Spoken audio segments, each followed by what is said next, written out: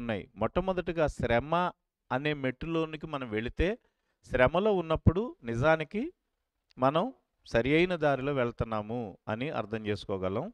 రెండవదిగా మనము అనేకమైన మనకి వ్యతిరేకమైన కార్యాలు మన జీవితంలో జరుగుతున్నప్పుడు ఏదైతే మనం ఓర్చుకుంటామో కొంచెం తగ్గించు. ఏదైతే ఇంకా కొంచెం తగ్గించు. హల్లెలూయా, హల్లెలూయా. కొంచెం లైట్గా. హల్లెలూయా. ఆన్లైన్లో ఉన్న వాళ్ళకి బాగా వినపడుతుందండి? వినపడుతుందా? వినపడుతుందా అన్నవాళ్ళు ఇలా చూపించండి మీరు. Okay, okay, okay. Praise the Lord. God bless you.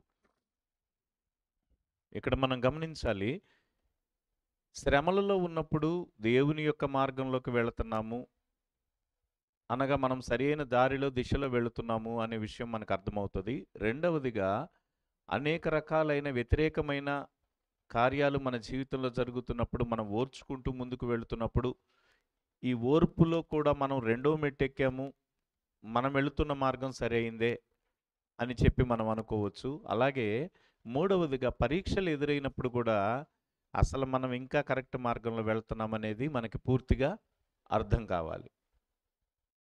ఇది ఒక సక్రమమైన మార్గం. అయితే ఈ నాలుగవదిగా నిరీక్షణ అనేది కూడా ఉండాలి. ఈ నిరీక్షణ కోల్పోయే వారిలాగా మనము ఉండొద్దు. చాలామందిలో ఈ నిరీక్షణ అనేది లేకపోవటం ఎందువలనంటే ఈ మొదటి మూడు ఎప్పుడైతే ఉండవో ఈ నిరీక్షణ అనేది రాదు. శ్రమల ద్వారా, ఓర్పు ద్వారా, పరీక్షల ద్వారా మాత్రమే నాలుగవదైన నిరీక్షణ వస్తుంది. కానీ ఈ మొట్టమొదటి మూడు లేకపోతే ఈ నాలుగవది మీకు రాదు. ఎందుకనంటే ఈ మూడు యోబు జీవితంలో లేవు కనుకనే అతను నిరీక్షణ లేనివాడై ఉన్నాడు. వాస్తవానికి తన జీవితంలో భక్తి ఉన్నది, దేవుడంటే భయం ఉంది, పాపం చేయకూడదు అనే ఉద్దేశాలు కలిగిన వాడై ఉన్నాడు. కానీ ఒకానొక సందర్భం వచ్చినప్పుడు ఆయన ఏం మాట్లాడుతున్నాడంటే, ఆయన నా నిరీక్షణాధారాన్ని పెళ్లగించాడు, అడవిలో ఒకడు చెట్టును పెళ్లగించినట్టుగా ఆయన నా నిరీక్షణాధారాన్ని పెళ్లగించాడు అని చెప్పి మాట్లాడుతున్నాడు. ఎందుకు అని అంటే తన జీవితంలో ఇవన్నీ లేవు. పరీక్షలు లేవు, శ్రమలు లేవు, తన జీవితంలో ఓర్పులు ఏమీ లేవు. ఈ మూడు లేవు కనుక నాలుగోది రాలా ఆయనకి. కానీ దావీదు ఎందుకు నిరీక్షణ కలిగిన వాడై ఉన్నాడు అని అంటే తన జీవితంలో మొట్టమొదటి నుంచే శ్రమలు ఉన్నాయి. గొర్రెల కాపరిగా ఉన్నప్పుడు తోడేలు వచ్చింది, ఒంటి చేత్తో చీల్చేశాడు. సింహం వచ్చింది, ఒంటి చేత్తోనే దాన్ని మట్టి కరిపించాడు. అనేక రకాలుగా ఆయన ఎండకి ఎండాడు, వానకి తడిశాడు, నానా రకాలైన బాధలు, శ్రమలు అనుభవించాడు. అంతేకాదు తన జీవితంలో ఓర్పు అనేది ఎలా ఉంది అని అంటే వాస్తవానికి సౌలు తనని చంపటానికి వచ్చినా తను చంపకుండా ఎన్నిసార్లు విడిచిపెట్టాడో మనం చూడగలం. సౌలుని ఈ రీతిగా దేవుని చేత అభిషేకింపబడిన వాడని ఎరిగి ఓర్పుతో టైం వచ్చినా కూడా చంపకుండా విడిచిపెట్టాడు. కాబట్టి అక్కడ ఓర్పు అనే దాన్ని చూస్తున్నాం. ఎన్నిసార్లు తన జీవితంలో పరీక్షలు వచ్చినా ఆ పరీక్షలలో నిలిచి గెలిచాడు. అందుకనే తన జీవితంలో నిరీక్షణని కోల్పోలేదు.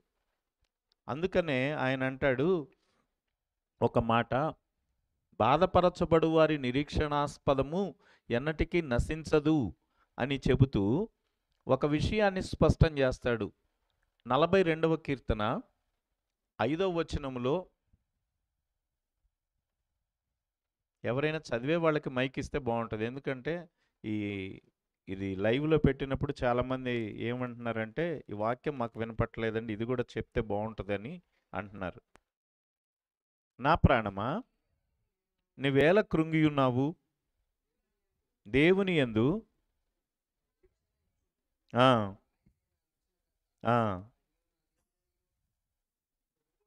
చెప్పుకొనుచు ఇంకను ఆయనను నేను స్తుతించెదను. ఈ యొక్క మాట ఏ సందర్భంలో పలికాడు? ఆయన శ్రమలలో ఉన్నప్పుడు పలికాడు, ఆయన కష్టంలో ఉన్నప్పుడు పలికాడు, ఆయన బాధలో ఉన్నప్పుడే పలికాడు. అప్పుడే ఆయన ఏమంటున్నాడు, నేను నిరీక్షిస్తాను, నా ప్రాణమా నీవేళ కృంగి ఉన్నావు, నాలో నీవేళ తొందరపడుచున్నావు, అయినా నేను ఇంకా ఆయనను నమ్ముకొనుతూ నేను ఆయన స్తుతిస్తూనే ఉంటాను. అన్నీ నాకు వ్యతిరేకంగా వచ్చినా సరే నేను ఆయన స్తుతిస్తూనే ఉంటానని చెప్తున్నాడు. ఎందుకు ఇటువంటి మాట చెప్తున్నాడు? ఎప్పుడైతే శ్రమలో, బాధలో, ఓర్పులో, పరీక్షలో ఈ 3 కలిగి ఉంటామో అప్పుడు నిరీక్షణ అనేది మనకొస్తది. కాబట్టి శ్రమలనేయి మనకి రావటం మంచిది. ఓర్పును మనం కలిగి ఉండటం మంచిది. పరీక్షను మనం ఎదుర్కోవటం మంచిది. ఈ 3 ఉండటం వల్లనే నాలుగవదిగా నిరీక్షణ వస్తది. మీరు గమనించినట్లయితే అబ్రహాము దగ్గర నుంచి మోషే వరకు అందరి జీవితంలో శ్రమలు ఎలాగున్నాయో మీరు గమనించండి. కానీ యోబు జీవితంలో శ్రమలు లేవు. యోబు జీవితంలో శ్రమలు లేవు ముందుగా. అంటే దేవుడు ఒక పరీక్ష పెట్టేంత వరకు ఆయన జీవితంలో శ్రమ లేదు. అందుకనే తను ఒక సిద్ధాంతాన్ని ఏర్పాటు చేసుకొని నేను పాపం చేయకుండా ఉంటాను. కాబట్టి దేవుని యొక్క న్యాయ విధికి నేను లోబడి ఉంటాను కనుక నేను పాపం నుంచి తప్పించబడతాను, ముందుగానే ప్రివెంటివ్ ఆలోచిస్తున్నాడు. కానీ దేవుడు చెప్పిన న్యాయ సూత్రం ఏమిటి అని అంటే, నువ్వు శ్రమలలో నుండి వెళ్ళాలి. ఎందుకంటే శ్రమల ద్వారా వెళ్ళకపోతే శ్రమ పొందని వాడు దుర్బీజుడే గాని కుమారుడు కాదు అని దేవుని యొక్క వాక్యం సెలవిస్తుంది గనక దేవుని కుమారులందరూ శ్రమలలో పాలు పొందుతున్నారు. కనుక శ్రమ అనేది దేవుని కుమారుడుగా మనల్ని చేయటానికి ఒక సాధనం. ఇవన్నీ ఏం తెలియదు యోబుకి. అందుకనే దేవుని పట్ల నిజమైన విశ్వాసం, విధేయత కలిగిన యోబుని ఎలా విడిచిపెడతాడు చెప్పండి? కనుక అపవాదితో దేవుడు ఎందుకు ఛాలెంజ్ చేశాడనంటే కేవలము యోబు గారిని తన మార్గంలోకి తీసుకుని రావటం కోసం మాత్రమే ఆయనకి శ్రమలు ఇచ్చాడు. ఆమేన్. యోబుని దేవుడు ఎంతగా ప్రేమించాడంటే ఆయన ఒక మార్గం ఏర్పాటు చేసుకున్నాడు. ఈ మార్గం సరైంది కాదు, నా మార్గంలో నువ్వు రావాలి, అందుకనే నువ్వు నా మార్గంలో రావాలి అని అంటే నా ఛాలెంజ్ని కూడా నువ్వు గెలిపించాలి, నా మార్గం నీకు తెలియజేయబడాలి అనే ఉద్దేశం కలిగిన వాడై దేవుడు యోబుకి ఇటువంటి మార్గాన్ని నేర్పినవాడుగా ఉన్నాడు. అయితే ఈ మార్గం దావీదు గారికి ముందుగానే తెలుసు. అందుకని తన జీవితంలో తాను మొట్టమొదటగానే ఆ నిరీక్షణ అనే దాన్ని కలిగి ఉన్నాడు. ఈ నిరీక్షణ అనేది మొట్టమొదటి 3 ఎప్పుడైతే ఉంటాయో అప్పుడే నాలుగవదిగా నిరీక్షణ వస్తుంది. కానీ ఈ 3 లేకుండా తన జీవితంలో నిరీక్షణ రాదు. అంటే మనం ఒక మాట లోక సామెతగా అంటాం కదా, మానవ జీవితము కొట్టబడగా కొట్టబడగా కొట్టబడగా రాటు తేలిపోతారు. అవును కదా. కొంతమంది కష్టం అంటే ఏంటో ఎరిగిన వాళ్ళు రోజు కష్టపడుతూ బ్రతుకుతున్న వాళ్ళకి ఇక వాళ్ళకి కష్టంలో రాటు తేలిపోతారు వాళ్ళు. ఇక వాళ్ళకి కొత్తగా కష్టం వచ్చేది ఏముండదు. ఎన్ని కష్టాలు వచ్చినా ఆ రోజు ఉందే కదా, ఆ కష్టాల్లో రాటు తేలిపోతారు కదా. అలాగే ఇటువంటి దానిలో రాటు తేలిపోయాడు ఆయన. రాటు తేలిపోయిన తర్వాత నిరీక్షణ అనే దాన్ని కలిగి ఉన్నాడు. ఆ నిరీక్షణ అనేది పోదు. ఈరోజు నిజానికి మనం ఒక విషయం గమనిద్దాం.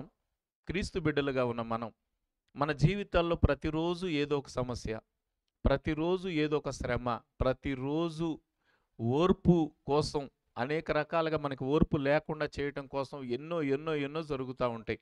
కానీ వాటన్నిటిలో ఓర్పు వహిస్తూ మనం చాలా ముందుకెళ్తున్నాం. పరీక్షలు మనకు వస్తున్నాయి. ఈ పరీక్షల్లో మనం నిలిచి గెలవటానికి ప్రయత్నిస్తున్నాం. ఈ మూడిట్లో కూడా మనం వాస్తవానికి ప్రయాణం చేస్తున్నాం. ఈ మూడిట్లో ప్రయాణం చేసే కొద్దీ మనకి నిరీక్షణ పెరుగుతుంది.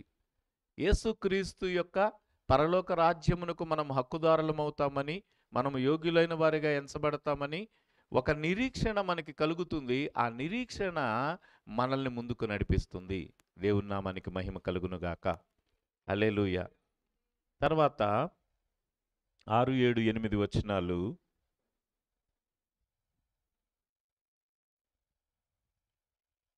ఇక్కడ 6 నుండి 11 వచనాల వరకు చదువుకుందాం.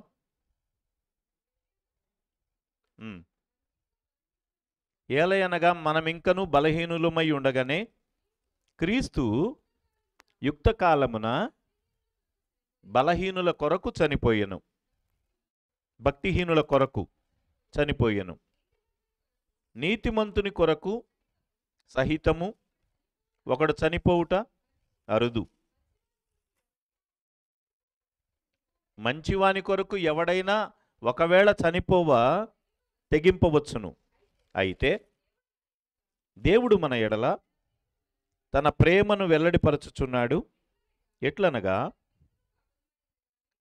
మనమింకనూ పాపులమై ఉండగానే క్రీస్తు మన కొరకు చనిపోయెను. కాబట్టి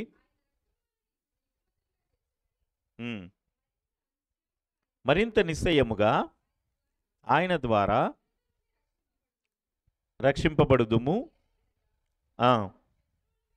శత్రువులమై ఉండగా ఆయన కుమారుని మరణము ద్వారా మనము దేవునితో సమాధానపరచబడిన ఎడల సమాధానపరచబడిన వారమై ఆయన జీవించుట చేత మరి నిశ్చయముగా రక్షింపబడుదుము. అంతేకాదు మన ప్రభువైన యేసుక్రీస్తు ద్వారా మనము దేవుని యందు అతిశయపడుచున్నాము. ఆయన ద్వారానే మనం ఇప్పుడు సమాధాన స్థితి. హల్లెలూయా. ఈ మాటను గనక మనం ధ్యానిస్తే మనం ఇంకనూ పాపులమై ఉండగానే ఆయన మన కొరకు సిలువలో చనిపోయెను అనే ఒక మాట మనం చూస్తాం. ఇంకనూ బలహీనులమై ఉండగానే ఆయన మన కొరకు చనిపోయెను. ఇంకనూ శత్రువులమై ఉండగానే ఆయన మన కొరకు చనిపోయెను అనే మాట మనం చూస్తాం. ఇక్కడ మీరు ఒక మాట గమనించండి. ఆదాము దేవుని కుమారుడుగా ఉన్నాడు, దేవుని మహిమను కలిగిన వాడుగా ఉన్నాడు. అందుకనే జీవము కలిగిన ప్రతిదానికి ఆదాము ఏ పేరు పెట్టెనో ఆ పేరు వాటికి కలిగి ఉంది. అంటే ఆదాము నోటి మాటలో జీవం అనేది ఉంది. ఎందుకంటే ఆ జీవము దేవుడిచ్చాడు ఆదాముకి. అయితే పాపం చేయటం ద్వారా ఆ జీవాన్ని, ఆ మహిమని పోగొట్టుకున్నాడు. పోగొట్టుకున్న తర్వాత ఈ పోగొట్టుకున్న దాని కొరకు ఏదైనా తాపత్రయపడ్డాడా మరలా? అయ్యో నేను పోగొట్టుకున్నాను కదా, దేవుని దగ్గర ఈ మహిమని పోగొట్టుకున్నాను కదా, నాలో ఉన్న జీవాన్ని నేను పోగొట్టుకున్నాను కదా, మరలా నేను దేవునితో తిరిగి సమాధాన పడతాను, ఏం చేస్తే సమాధాన పడతాను, మరలా దేవుణ్ణి వేడుకుంటాను అని అనుకున్నాడా? దేవుడు ఏదైనా వనంలోంచి బయటికి వెళ్ళగొట్టాడు. ఇక ఆయన కూడా తన ఇష్టానుసారంగా జీవించడానికి మొదలుపెట్టాడు. కానీ మరలా దేవునితో సమాధానపరచబడాలి అనే ఉద్దేశము లేనివాడుగా ఉన్నాడు. అందుకనే అక్కడ ఏం జరిగింది అని అంటే, ఆదాము ఏదైతే పాపమును కలిగి ఉన్నాడో ఆ పాపమును వారసత్వంగా తనలో నుంచి వచ్చిన వాళ్ళందరికీ ఇస్తూ వచ్చాడు. ఇక తన వారసత్వంగా వచ్చిన ప్రతి ఒక్కరికి కూడా ఈ పాపాన్నే వారసత్వంగా ఇస్తూ వచ్చాడు. అంటే ఇప్పుడు దేవుని యొద్ద నుండి సమాధానపరచబడిన స్థితిని తను కోరుకోలేదు. ఆ ఉద్దేశం తనకు లేదు కదా. ఆ ఉద్దేశం లేనప్పుడు తర్వాత తరం వారిలో ఎవరిలో కూడా ఇటువంటి ఉద్దేశం అనేది కలగలేదు. అటువంటి ఉద్దేశాలు లేనివాడుగా ఇక్కడ మనకు ఆదాము కనపడుతున్నాడు. అందుకనే ఆయన అంటాడు, ఇట్టి బలహీనత అంటే మరలా దేవునికి దగ్గరికి రాలేనటువంటి బలహీనుడుగా ఉండగానే అదే స్థితి అనేక మందిని ఏలింది గనుక చాలామంది ఏం చేశారనంటే దేవుని దగ్గరికి తిరిగి మళ్ళా రాలేకపోయారు, దేవునితో సమాధానపరచబడాలని అనుకోలేకపోయారు. అందువలననే అనేకమైన బలహీనతలు కలిగిన వారిగా, బలహీనులుగా ఉండగానే ఎవరు అడగకుండానే దేవునితో సమాధానపరచబడాలని ఎవరు అడగక ముందే ఇంకా ఇంకొక మాట ఏం చెప్తాడంటే, శత్రువులమై ఉండగానే ఇంకా ఎక్స్ట్రీమ్ లెవెల్లో దేవుని దగ్గర సమాధానపరచుకోవాలి అనేది కాదు, కానీ ఇంకా దేవునికి వ్యతిరేకంగా, దేవునికి శత్రుత్వం కలిగి ఉన్న స్థితిలో దేవుడు మానవుడిని జ్ఞాపకం చేసుకున్నాడు. ఆమేన్. మానవుని జ్ఞాపకం చేసుకున్నప్పుడు ఏ స్థితి ఉన్నది అని అంటే, వాస్తవానికి అంతకుముందు 400 సంవత్సరాలు ఐగుప్తు బానిసత్వంలో ఉన్నప్పుడు ప్రజలు రక్షకుడు వస్తాడన్నప్పుడు ఆ రక్షకుడు కోసం ఎదురు చూశారు. మేము విడిపించబడాలని రక్షకుడు కోసం ఎదురు చూశారు. కానీ ఇప్పుడు లోక రక్షకుడు కోసం ఎదురు చూసే స్థితి కూడా లేదు. మరలా మేము విడిపించబడాలి, సమాధానపరచబడాలి, పోయిన మహిమ మాకు రావాలి, మరలా మేము దేవునితో ఐక్యం అవ్వాలి అనే ఉద్దేశాలు ఇంకెవ్వరికి కూడా లేవు. లోకమంతా దాని ఇష్టానుసారంగా జీవిస్తున్న సమయంలో దేవుడు లోకాన్ని జ్ఞాపకం చేసుకున్నాడు. ఆమేన్. దేవుడు లోకానికి వచ్చిన సందర్భము ఇది అని చెప్పి పౌలు గారు తెలియజేస్తూ ఉన్నాడు. అందుకనే ఇటువంటి వారి కోసము యుక్త కాలమున క్రీస్తు మన కోసము వచ్చినట్లుగా పౌలు గారు చెప్తూ, నీతిమంతుడు గనక ఒకవేళ ఎవడైనా ఉంటే వాని కోసం చనిపోవటానికి తెగించవచ్చు, కానీ నీతిమంతుడు లేడు, ఒక్కడునూ లేడు అని చెప్పబడిన కాలంలో వచ్చాడు అంటున్నారు. ఆమేన్. నీతిమంతుడు లేడు, ఒక్కడునూ లేడు అని చెప్పబడిన కాలంలో యేసుక్రీస్తు ప్రభువారు ఈ లోకానికి వచ్చారు అనే మాట చెప్తున్నప్పుడు, దేవుడు ఎవరి కోసం వచ్చాడంటే దేవుని మహిమను పోగొట్టుకున్న వాళ్ళ కోసం, పాపంలో జీవిస్తున్న ప్రతి ఒక్కరి కోసం, ఎదురు చూడని అడగని వారి కోసం ఈ లోకానికి ఆయన వచ్చాడు. అది ఆయన ఇచ్చిన ఘనత, అనగా ఆయన మన కోసము చూపించిన కృప అని మనం చెప్పగలం. దేవుడు మానవుల కోసం చేసిన కార్యాల్లో ఇది ఒక శ్రేష్టమైన కార్యంగా చెప్పబడుతుంది. దాని తర్వాత మనం గమనిస్తే, రెండవదిగా శత్రువులమై ఉండగానే ఆయన మన కోసం చనిపోయాడు అన్నప్పుడు, ఆయన యొక్క పునరుద్ధానము ద్వారా మనల్ని మరలా ఆయనకి దగ్గర చేయాలి. ఇక్కడ ఒక మాట నేను మీకు జ్ఞాపకం చేస్తాను. ఆదాము పాపం చేసినప్పుడు, ఈ పాపము అనేది మానవుల్లోనికి వచ్చినప్పుడు, ఈ యొక్క పాపము తన బలమును అధికం చేసుకుంటూ ప్రతిరోజు కూడా దాని యొక్క పవర్ని రిలీజ్ చేస్తూ ఉంది. వాస్తవానికి చూడండి, ఒక చెడు వ్యక్తిలో వాడు మొట్టమొదట కొంచెం చెడు వ్యక్తిగా మారితే రాబోయే రోజుల్లో ఇంకా అపరిమితమైన దుర్మార్గుడిగా మారతాడు. మొట్టమొదట దొంగతనాలతో ప్రారంభించి చివరికి హత్యలతో ముగిస్తాడు వాడు. ఎందుకు అని అంటే, ఒకరోజు పాపం అనేది వాడి జీవితంలో చేయటం అలవాటైతే వాడు ఎక్స్ట్రీమ్ లెవెల్కి వెళ్ళిపోతాడు. అంటే రోజు కూడా వానిలో ఈ పాపం ఏం చేస్తుందంటే దాని యొక్క శక్తిని రోజు రోజు రోజు రోజు పెంచుకుంటూ వెళుతుంది. ఇంకా నువ్వు ఇలా చేసినా తప్పులేదు, ఇంకా నువ్వు ఇలాగా కూడా చేయగలవు, ఇంకా పాపం చేయగలవు, ఇంకా తప్పు చేయగలవు, ఇంకా ద్రోహం చేయగలవు, ఇంకా మోసం చేయగలవు, ఇలాగ దాన్ని ఎక్స్ట్రీమ్ లెవెల్కి తీసుకెళ్తుంది అనమాట. ఇలా పాపము దాని యొక్క విస్తృతిని పరిధిని పెంచుకుంటూ తీసుకొని వెళుతున్న సమయంలో దేవుడు ఏం చేశారనంటే, ఈ లోకానికి మానవ శరీరధారిగా ఏ సమయంలో వచ్చాడో నేను ఇప్పుడు మీకు చెప్పాను. ఇటువంటి సందర్భంలో దేవుడు మన కోసం వచ్చి ఏం చేశారనంటే, ఈ యొక్క పాపపు ఆధిపత్యానికి అడ్డుకట్ట వేయాలి. అంటే ప్రతిరోజు పాపము దాని పరిధిని దాని విస్తృతిని పెంచుకుంటూ పోతుంది గనుక, ఈ యొక్క పాపానికి అడ్డుకట్ట వేయాలంటే ఏం చేయాలి అని ఆలోచించి, ఆయన కలువరి శిలువ మరణము ద్వారా తన పునరుద్ధానాన్ని, అనగా తను ఏదైతే మరణమును జయించి లేచారో ఆ పునరుద్ధానపు శక్తిని ఇప్పుడు విడుదల చేయటం ప్రారంభించారు. హల్లెలూయా. అంటే పాపపు శక్తిని అధిగమించే శక్తి పునరుత్థానపు శక్తి. ఈ పునరుత్థానపు శక్తిని ఇచ్చారు. ఈ పునరుత్థానపు శక్తి ఏం చేస్తుందనంటే, పాపము యొక్క బలమును దానికన్నా అధిగమించే స్థాయిలో ఉండి, అంటే పాపం ఈ లెవెల్లో ఉంటే పునరుద్ధానం యొక్క స్థాయి ఎక్కడుంది? దీనికన్నా పైన ఉంది. కాబట్టి ఇప్పుడు దీన్ని ఇలా రోజు రోజుకి అణిచివేసేటందుకు శక్తి కలిగినదిగా ఉంది. హల్లెలూయా. అందుకనే ప్రతి పునరుద్ధాన దినములో మనం బల దగ్గరికి ఎందుకు వెళ్తాం? ఆ పునరుత్థానపు పాత్రలోనిది ఎందుకు తీసుకుంటాం?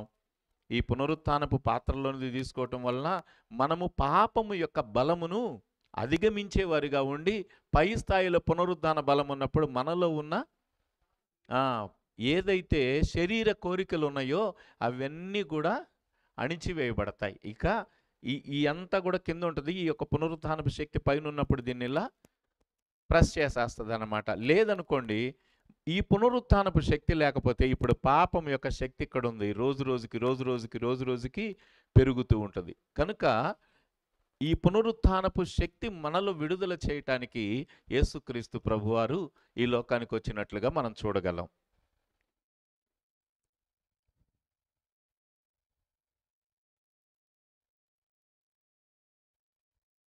తర్వాత 12, 13, 14 వచనాల్లో ఒక మాట చెప్పబడింది. ఇప్పుడు సమయం అయిపోతుంది కనుక నేను వాక్యం చదవట్లేదులే, కానీ దానిలో ఉన్న వివరాలను మాత్రం మీకు తెలియచేయాలని అనుకుంటున్నాను.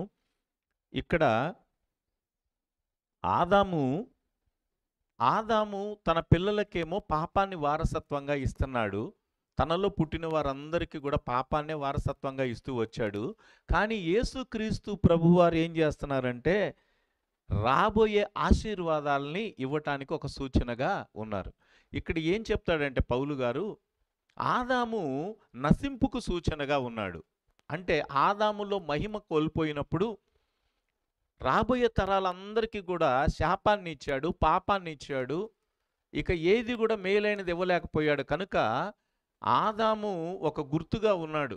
రాబోయే యేసుక్రీస్తు ప్రభువుకి ఒక గుర్తుగా ఉన్నాడు. అది ఎటువంటి గుర్తు అనంటే ఆదామేమో నశింపుకు సూచనగా ఉన్నాడు.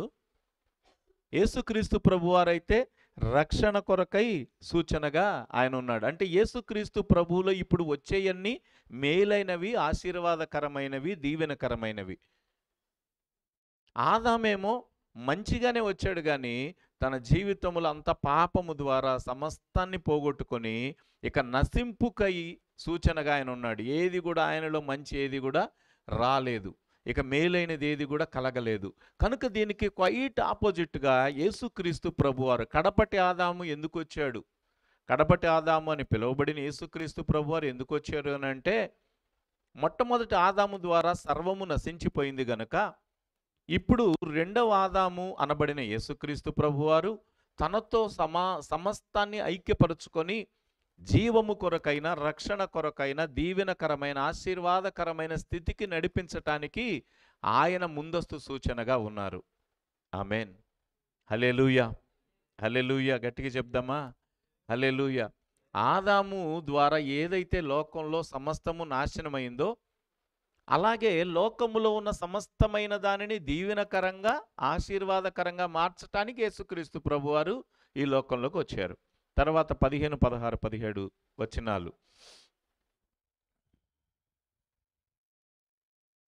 ఇక్కడ ఒక మాట, మరలా ఇక్కడ ఒక మాట చెప్తాడు. దేవుడు తన యొక్క రక్షణని కృపావరముతో పోల్చాడు లేదా దానముతో పోల్చాడు. ఇక్కడ స్పెసిఫిక్గా మనం గమనిస్తే దేవుడు మన కొరకు ఏదైతే రక్షణ చేశాడో లోకంలోనికి వచ్చి ఆ ప్రతి ఒక్కటి కూడా ఒక వరముతో పోల్చాడు. అంటే నిజానికి అది వరమే. అంటే మనం అనుకుంటాం కదా మానవ రీతిగా దేవుడు ప్రత్యక్షమై ఏదైనా మనకు వరం ఇస్తే పలాంది కోరుకోవాలి, పలాంది కోరుకోవాలి అని అనుకుంటాం కదా. సొలొమోనుకు గనక ఏం కావాలో కోరుకున్నప్పుడు నా జ్ఞానము కావాలి అని అడిగినట్టుగా నిజానికి మనలో కూడా అదే ఉద్దేశాలు ఉంటాయి. దేవుడు ప్రత్యక్షమై ఏదైనా వరం కోరుకోమంటే బాగుండు అని కదా. అలాగే దేవుడు మనం అడగకుండానే ఒక వరం ఇచ్చాడు. ఇక్కడ ఏం చెప్తారంటే పౌలు గారు, దేవుడు మనం అడగకుండానే ఒక వరం ఇచ్చారు, ఒక దానము అనేది మనకిచ్చారు. దానిని మనం అర్థం చేసుకోవాలి.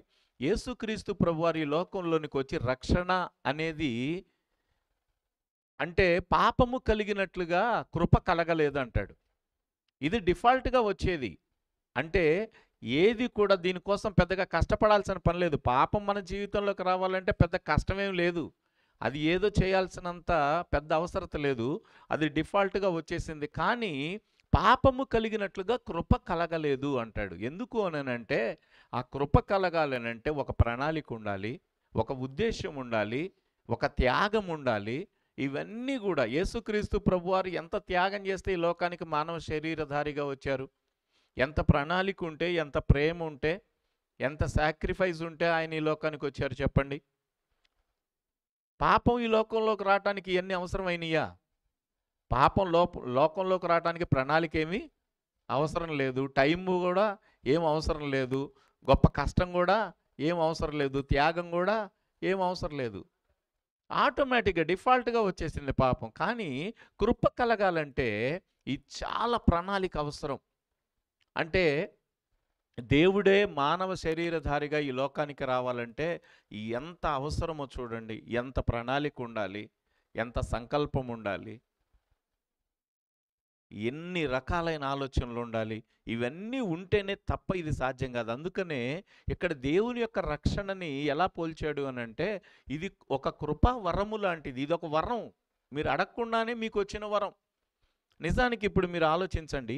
యేసుక్రీస్తు ప్రభు అనే వ్యక్తి లోకంలోకి రాకుండా ఉన్నట్లయితే, ఆయన రక్షణ గనక ఇవ్వకుండా ఉన్నట్లయితే, మానవాళి యొక్క పరిస్థితి ఏంటి? మానవుని యొక్క పరిస్థితి ఏంటి మీరొకసారి చెప్పండి? నీ పరిస్థితి, నా పరిస్థితి ఏంటి?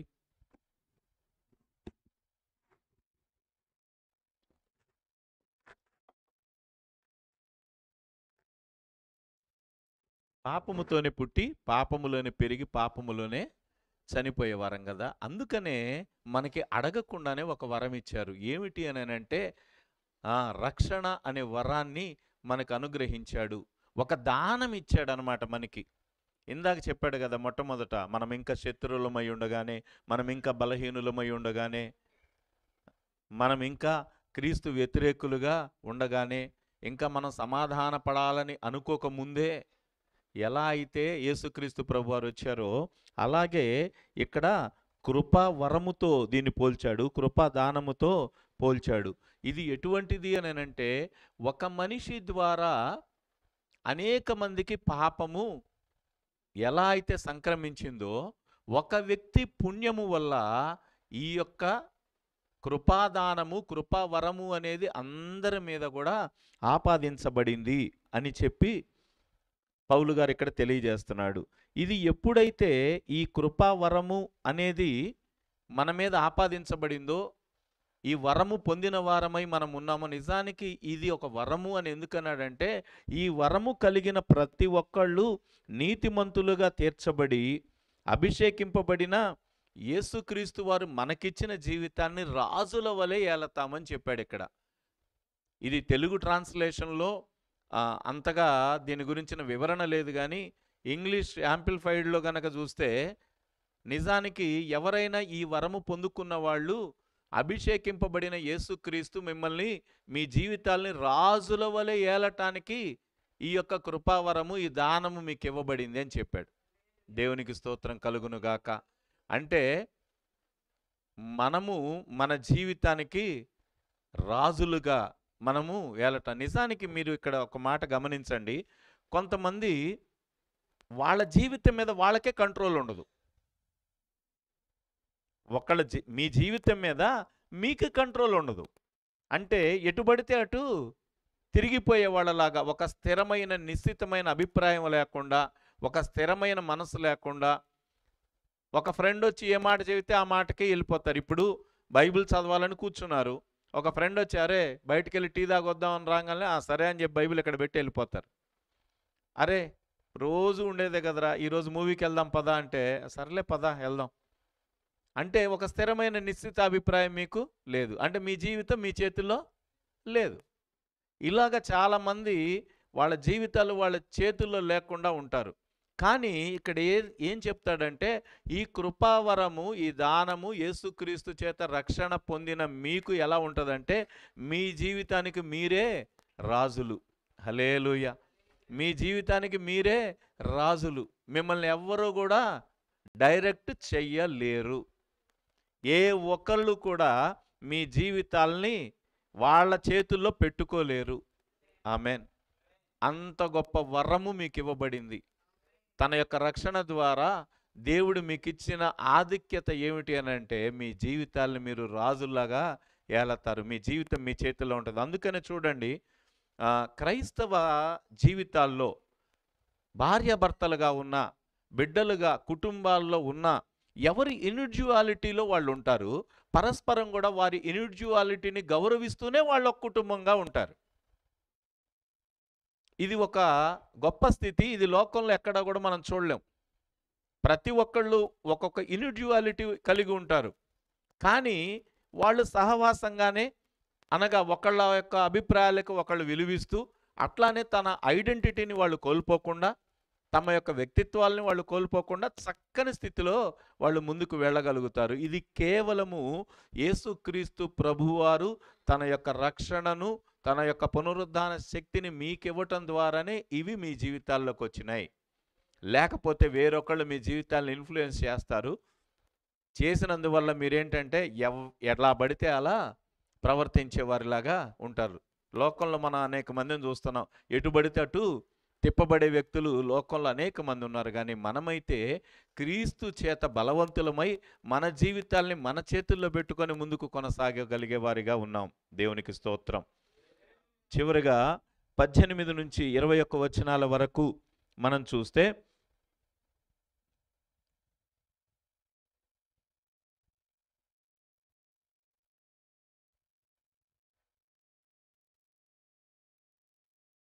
ఒక మనుష్యుని, నేను చదువుతాను ఆ వాక్యం.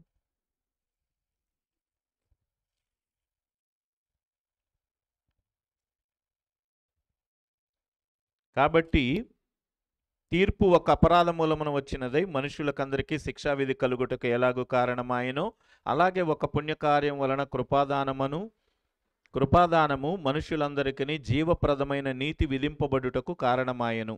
ఏలయనగా ఒక మనుషుని అవిధేయత వలన అనేకులు పాపులుగా ఎలాగూ చేయబడిరో, అలాగే ఒకని విధేయత వలన అనేకులు నీతిమంతులుగా చేయబడుదురు. మరియు అపరాధం విస్తరించున్నట్లు ధర్మశాస్త్రము ప్రవేశించెను. అయినను పాపము మరణమును ఆధారము చేసుకుని ఎలాగూ ఏలినో, అలాగే నిత్య జీవము కలుగుటకై నీతి ద్వారా కృపయు మన ప్రభువైన యేసుక్రీస్తు మూలముగా ఏలు నిమిత్తము పాపం ఎక్కడ విస్తరించెనో అక్కడ కృప అమితముగా విస్తరించెను. ఇక్కడ ఇంకొక మాట చెప్తారు. ఏదైతే పాపం అనేది లోకంలో విస్తరించిందో, అలాగే యేసుక్రీస్తు యొక్క కృప కూడా అంతకన్నా విస్తరించినదిగా ఉంటూ, ఇక్కడ 5వ అధ్యాయం 21వ వచనంలో నిన్న నేను మీకు చెప్పాను, యూదులందరూ ఒకలాగా తీసుకున్నారు దాన్ని. కానీ ఇక్కడ సరైన అర్థం ఏంటంటే, పరిశుద్ధాత్ముడి ఉదయకాలం నాతో మాట్లాడుతూ దాని యొక్క సరైన అర్థం నాకు బోధించారు. ఇందాక నేను దీన్ని మననం చేసుకుంటూ వస్తున్నప్పుడు దీని యొక్క సరైన అర్థం ఏమిటి అని అంటే, పాపం ఎక్కడైతే ఆల్రెడీ ఉందో, పాపం ఎక్కడైతే ఎస్టాబ్లిష్ అయ్యిందో, దానిని రూపుమాపటానికి దానికి పైగా కృప అనేది అక్కడ విస్తరించింది. అంటే పాపాన్ని రూపుమాపటానికే కృప అనేది అక్కడికి వెళ్ళింది అంటాడు. దేవునికి స్తోత్రం. అంతేగాని పాపము విస్తరించున్నట్లుగా కృప అక్కడికి వెళ్ళాల. మీరు బాగా అర్థం చేసుకోండి. ఈ పాపము ఉన్న చోట కృప వెళుతుంది అనేది కాదు. కానీ ఈ పాపము ఎక్కడైతే వేళ్ళూనుకొని పోతుందో, ఇంకా విస్తరిస్తుందో, ఈ పాపానికి అడ్డుకట్ట వేయటానికి, దాన్ని అధిగమించటానికి కృప అక్కడికి వెళ్ళింది. దేవునికి స్తోత్రం. ఆ మర్మాన్ని ఉదయకాలం పరిశుద్ధాత్మ దేవుడు నాతో చెప్పారు. అది అర్థం కాకుండా ఏం చేస్తారనంటే, పాపం ఎక్కడ విస్తరించనో కృప అక్కడ అంటే, ఇలాగ అర్థం చేసుకుంటే ఏమిటి, పాపం ఎక్కువ చేస్తే కృప కూడా వస్తుంది అనే ఉద్దేశాన్ని కలిగి ఉంటారు కదా. కానీ వాస్తవానికి అక్కడ ఉద్దేశం ఏంటి అని అంటే, దేవుడు చెప్పిన ఉద్దేశం ఏంటి అని అంటే, పాపం ఎక్కడైతే ఆల్రెడీ ఎస్టాబ్లిష్ అయిందో, పాపం ఎక్కడైతే విస్తృతంగా ఉన్నదో, పాపాన్ని అధిగమించలేని స్థితి అక్కడ ప్రజల్లో ఉందో, అప్పుడు దానిని అధిగమించటానికి కృప అనేదాన్ని అక్కడికి పంపిస్తాడు దేవుడు. అప్పుడు కృప అనేది కలిగినప్పుడు, దేవుడు అక్కడ పరిచయం అయినప్పుడు, అక్కడ పాపం అనేది అణిచివేయబడుతుంది. దేవునికి స్తోత్రం. అందుకనే కృప అక్కడికి వెళ్తుంది. అంతేగాని పాపాన్ని ఎస్టాబ్లిష్ చేయటానికి వెళ్ళదు, లేదా పాపాన్ని నిరూపించటానికో, లేదా పాపం ఇంకా ఎక్కువగా చేయటానికి ఆస్కారం ఇవ్వటానికి ఏమాత్రం కృప అనేది అక్కడికి వెళ్ళదు. కానీ పాపం ఎక్కడ విస్తరించి ఉంటుందో దాన్ని అధిగమించటానికి, దాన్ని అణిచివేయటానికి కృప అక్కడికి వెళుతుంది అని చెప్పాడు. దేవునికి స్తోత్రం. హల్లెలూయా. ఇది మీరు బాగా గుర్తుపెట్టుకోండి. ఎప్పుడైనా సరే మీరు మీ బోధల్లో వినియోగించడానికి వాక్యం చాలా ఉపయుక్తమైనది. కనుక అనేకమైన ప్రాంతాల్లో పాపం ఎలాగ విస్తరించుకుంటూ పోయిందో, పాపం ఎలాగైతే వేగంగా విస్తరిస్తుందో, అలాగే కృప కూడా దాన్ని అణిచివేయటానికి అంతకన్నా వేగంగా విస్తరిస్తుంది అంటాడు. దేవునికి స్తోత్రం కలుగునుగాక. ఎంత సంతోషం అండి ఈ మాటను బట్టి. పరిశుద్ధాత్మ దేవుడు రివీల్ చేస్తే దాని యొక్క విషయం ఎంత అద్భుతంగా ఉంటుంది మీరు అర్థం చేసుకోండి. ఇంతవరకు దీన్ని మనం ఇలాగ ఎప్పుడు కూడా అర్థం చేసుకోలేదు. మనకి కూడా చాలా రోజులు ఇది ఒక మర్మంగానే ఉండిపోయింది. అయితే దేవుడు ఇప్పుడు రివీల్ చేశాడు. ఏమిటి అని అంటే, పాపం ఎలాగ తొందరగా విస్తరిస్తూ పోతుందో, అలాగే దేవుని యొక్క సువార్త కూడా విశ్వవ్యాప్తమై దానిని అధిగమించే స్థాయిలోనికి వెళ్ళాలని పాపం ఎక్కడ ఉందో అక్కడికి దేవుని కృప పంపిస్తాడు. అప్పుడు దాన్ని అణిచివేయటానికి మాత్రమే. దేవునికి స్తోత్రం కలుగునుగాక. హల్లెలూయా, హల్లెలూయా. ఇంతవరకు ఈ యొక్క 5 అధ్యాయాలు కూడా మనం ముగించుకున్నాం. ఇప్పుడు 6వ అధ్యాయంలోనికి వెళదాం. ఏదైనా ఫీడ్బ్యాక్లు ఉంటే చెప్పండి ఆన్లైన్లో ఉన్నవాళ్ళు. 5వ అధ్యాయం మరలా మీరు ఒకసారి రిఫర్ చేసుకోండి. మొట్టమొదట కృపలో ప్రవేశించండి, కృపలో నిలిచి ఉండండి. దాని తర్వాత దేవుని మహిమని చూడాలి. దేవుని మహిమను చూడాలంటే 4 మెట్లు ఉన్నాయి. ఈ 4 మెట్లలో మీరు వెళ్ళాలి. దేవుని మహిమను చూడాలంటే మొట్టమొదటగా మీరు శ్రమ పొందినవారుగా ఉండాలి. 2 ఓర్పు కలిగి ఉండాలి. 3 పరీక్షలు ఎదుర్కోవాలి. 4 నిరీక్షణ కూడా ఉండాలి. నిరీక్షణ లేకపోతే నువ్వు మహిమని చూడలేవు. అందుకని యోబు గారు దేవుని మహిమను చూడలేకపోయాడు. అక్కడ యోబు గారికి దేవుడు తెలుసు కానీ దేవుని మహిమను చూడలేకపోయాడు. ఎందుకంటే ఆయన ఈ 3 వెళ్ళా. కానీ అబ్రహాము వీటిల్లో నుంచి వెళ్ళాడు కాబట్టి నిరీక్షణ కోల్పోలా. అబ్రహాము జీవితంలో స్టార్టింగ్ నుంచే శ్రమలు ఉన్నాయి, స్టార్టింగ్ నుంచే ఓర్చుకున్నాడు, స్టార్టింగ్ నుంచే పరీక్షలు ఉన్నాయి. అందుకనే కదా, పరీక్షలు ఉన్నాయా లేవా? ఓర్చుకున్నాడా లేదా? తన భార్యని తీసుకొని వెళ్ళిపోయినప్పుడు ఓర్చుకున్నాడా లేదా? కదా, ఆయన ఏమైనా యుద్ధం చేశాడా? ఓర్చుకున్నాడు. అందుకనే ఆ ఓర్పు అనే దాని ద్వారా ఆయన నీతిమంతుడిగా చేయబడ్డాడు. ఇవన్నీ ఉన్నాయి కనుకనే ఆయన దేవుని మహిమను చూశాడు. ఇస్సాకు దేవుని మహిమను చూశాడు, యాకోబు దేవుని మహిమను చూశాడు. కానీ యోబు గారు దేవుని మహిమను చూడలేకపోయాడు. ఏంటంటే ఈ 3 ఆయన జీవితంలో లేనందువల్ల ఆయన దేవుని మహిమను నిరీక్షణ లేకుండా పోయాడు. నిరీక్షణ అనే దాని దగ్గర పడిపోయాడు. ఆయన ఆ నిరీక్షణ అనే దానిలో నిలబడలేకపోయాడు. మొట్టమొదటి 3 మెట్లు ఎక్కనందువల్లే 4వ మెట్టు దగ్గర ఆగిపోయాడు ఆయన. కానీ దావీదు గారి జీవితంలో సహా ఇంకా అనేక మంది భక్తుల జీవితాలన్నిటిలో కూడా శ్రమలు అనేవి ఉన్నాయి. అందుకనే వాళ్ళు నిరీక్షణ కోల్పోలా. కనుక ప్రియమైన వారలారా, శ్రమలుంటే నిరీక్షణ ఉంటుంది, ఓర్పు ఉంటే నిరీక్షణ ఉంటుంది, పరీక్ష ఉంటే నిరీక్షణ ఉంటుంది. ఈ నిరీక్షణ ఈ 4 ఉంటే దేవుని మహిమని మనం చూస్తాం. కాబట్టి ఇప్పుడు మనం ప్రశ్న వేసుకోవాలి, ఏం కోల్పోయాం? ఏం తగ్గింది మనలో? ఏం తగ్గింది? ఓర్పు తగ్గిందా? పరీక్షల్లో గెలవలేకపోతున్నామా? శ్రమల్లో నెగ్గలేకపోతున్నామా? ఎందుకు మనం నిరీక్షణ లేకపోతుందా? వాస్తవానికి నిరీక్షణ అనే దాని దగ్గర మనం జయించటం అంత ఆషామాషి కాదు. అక్కడ దావీదు గారు ఒక మాట చెప్తాడు. ఏంటంటే వీటిల్లో గెలవటం అంత ఈజీ కాదు.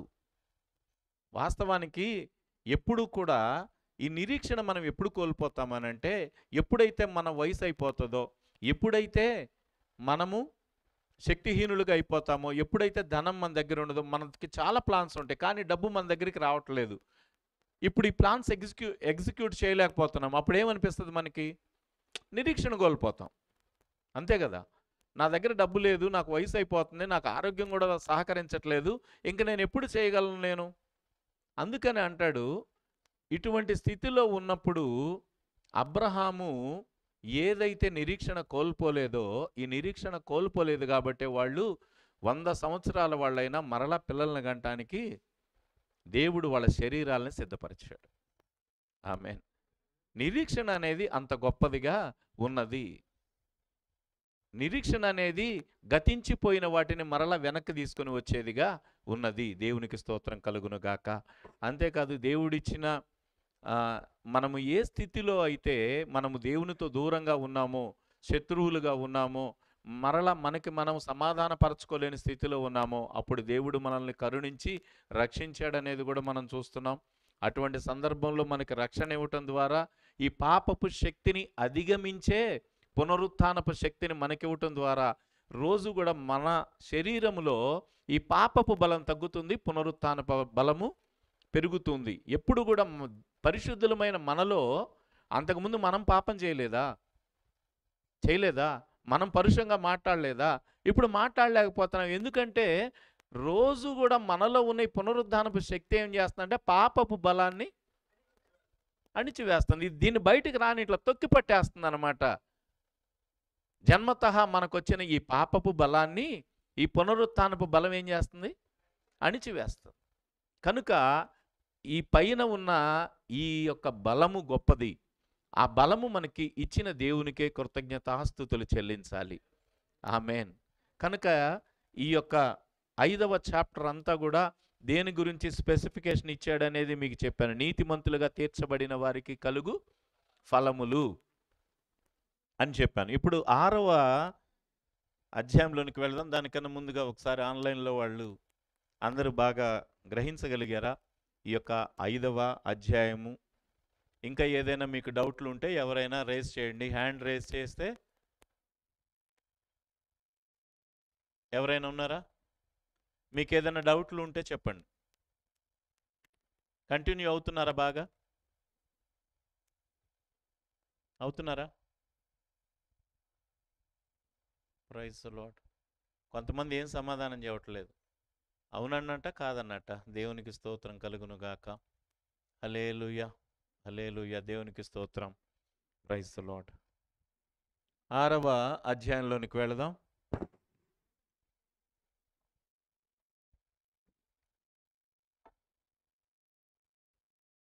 ఈ 6వ అధ్యాయం యొక్క స్పెసిఫికేషన్ ఏంటంటే, విశ్వసించిన వారు పాపములో చనిపోయి క్రీస్తులో బ్రతికి జీవించుట. Believers are dead to sin, alive to God. విశ్వసించిన వారు పాపములో చనిపోయి క్రీస్తులో బ్రతుకుట అనే విషయాన్ని మనం చూస్తాం. మొదటి 5 వచనాలు మనం చదువుదాం. వాటి గురించి ధ్యానం చేద్దాం. ఎవరైనా మైక్ ఉన్న వాళ్ళు చదవండి.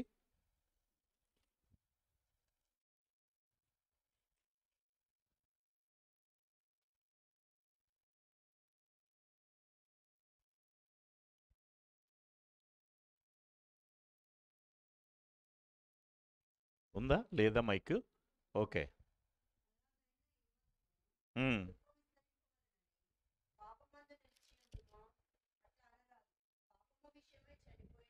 పాపము విషయమై చనిపోయిన మనము ఇక మీదట ఎలాగు దానిలో జీవించుదుము?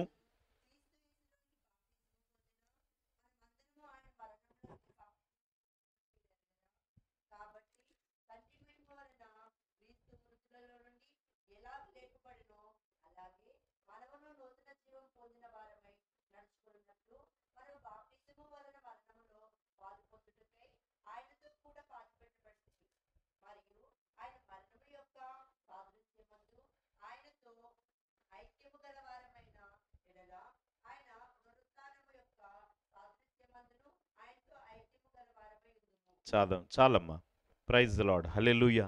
ఈ యొక్క మాటని కొంచెం డీప్గా మీరు తీసుకోవాలి. ఇది తీసుకుంటేనే అసలు క్రైస్తవం యొక్క విలువ ఏంటో తెలుస్తుంది.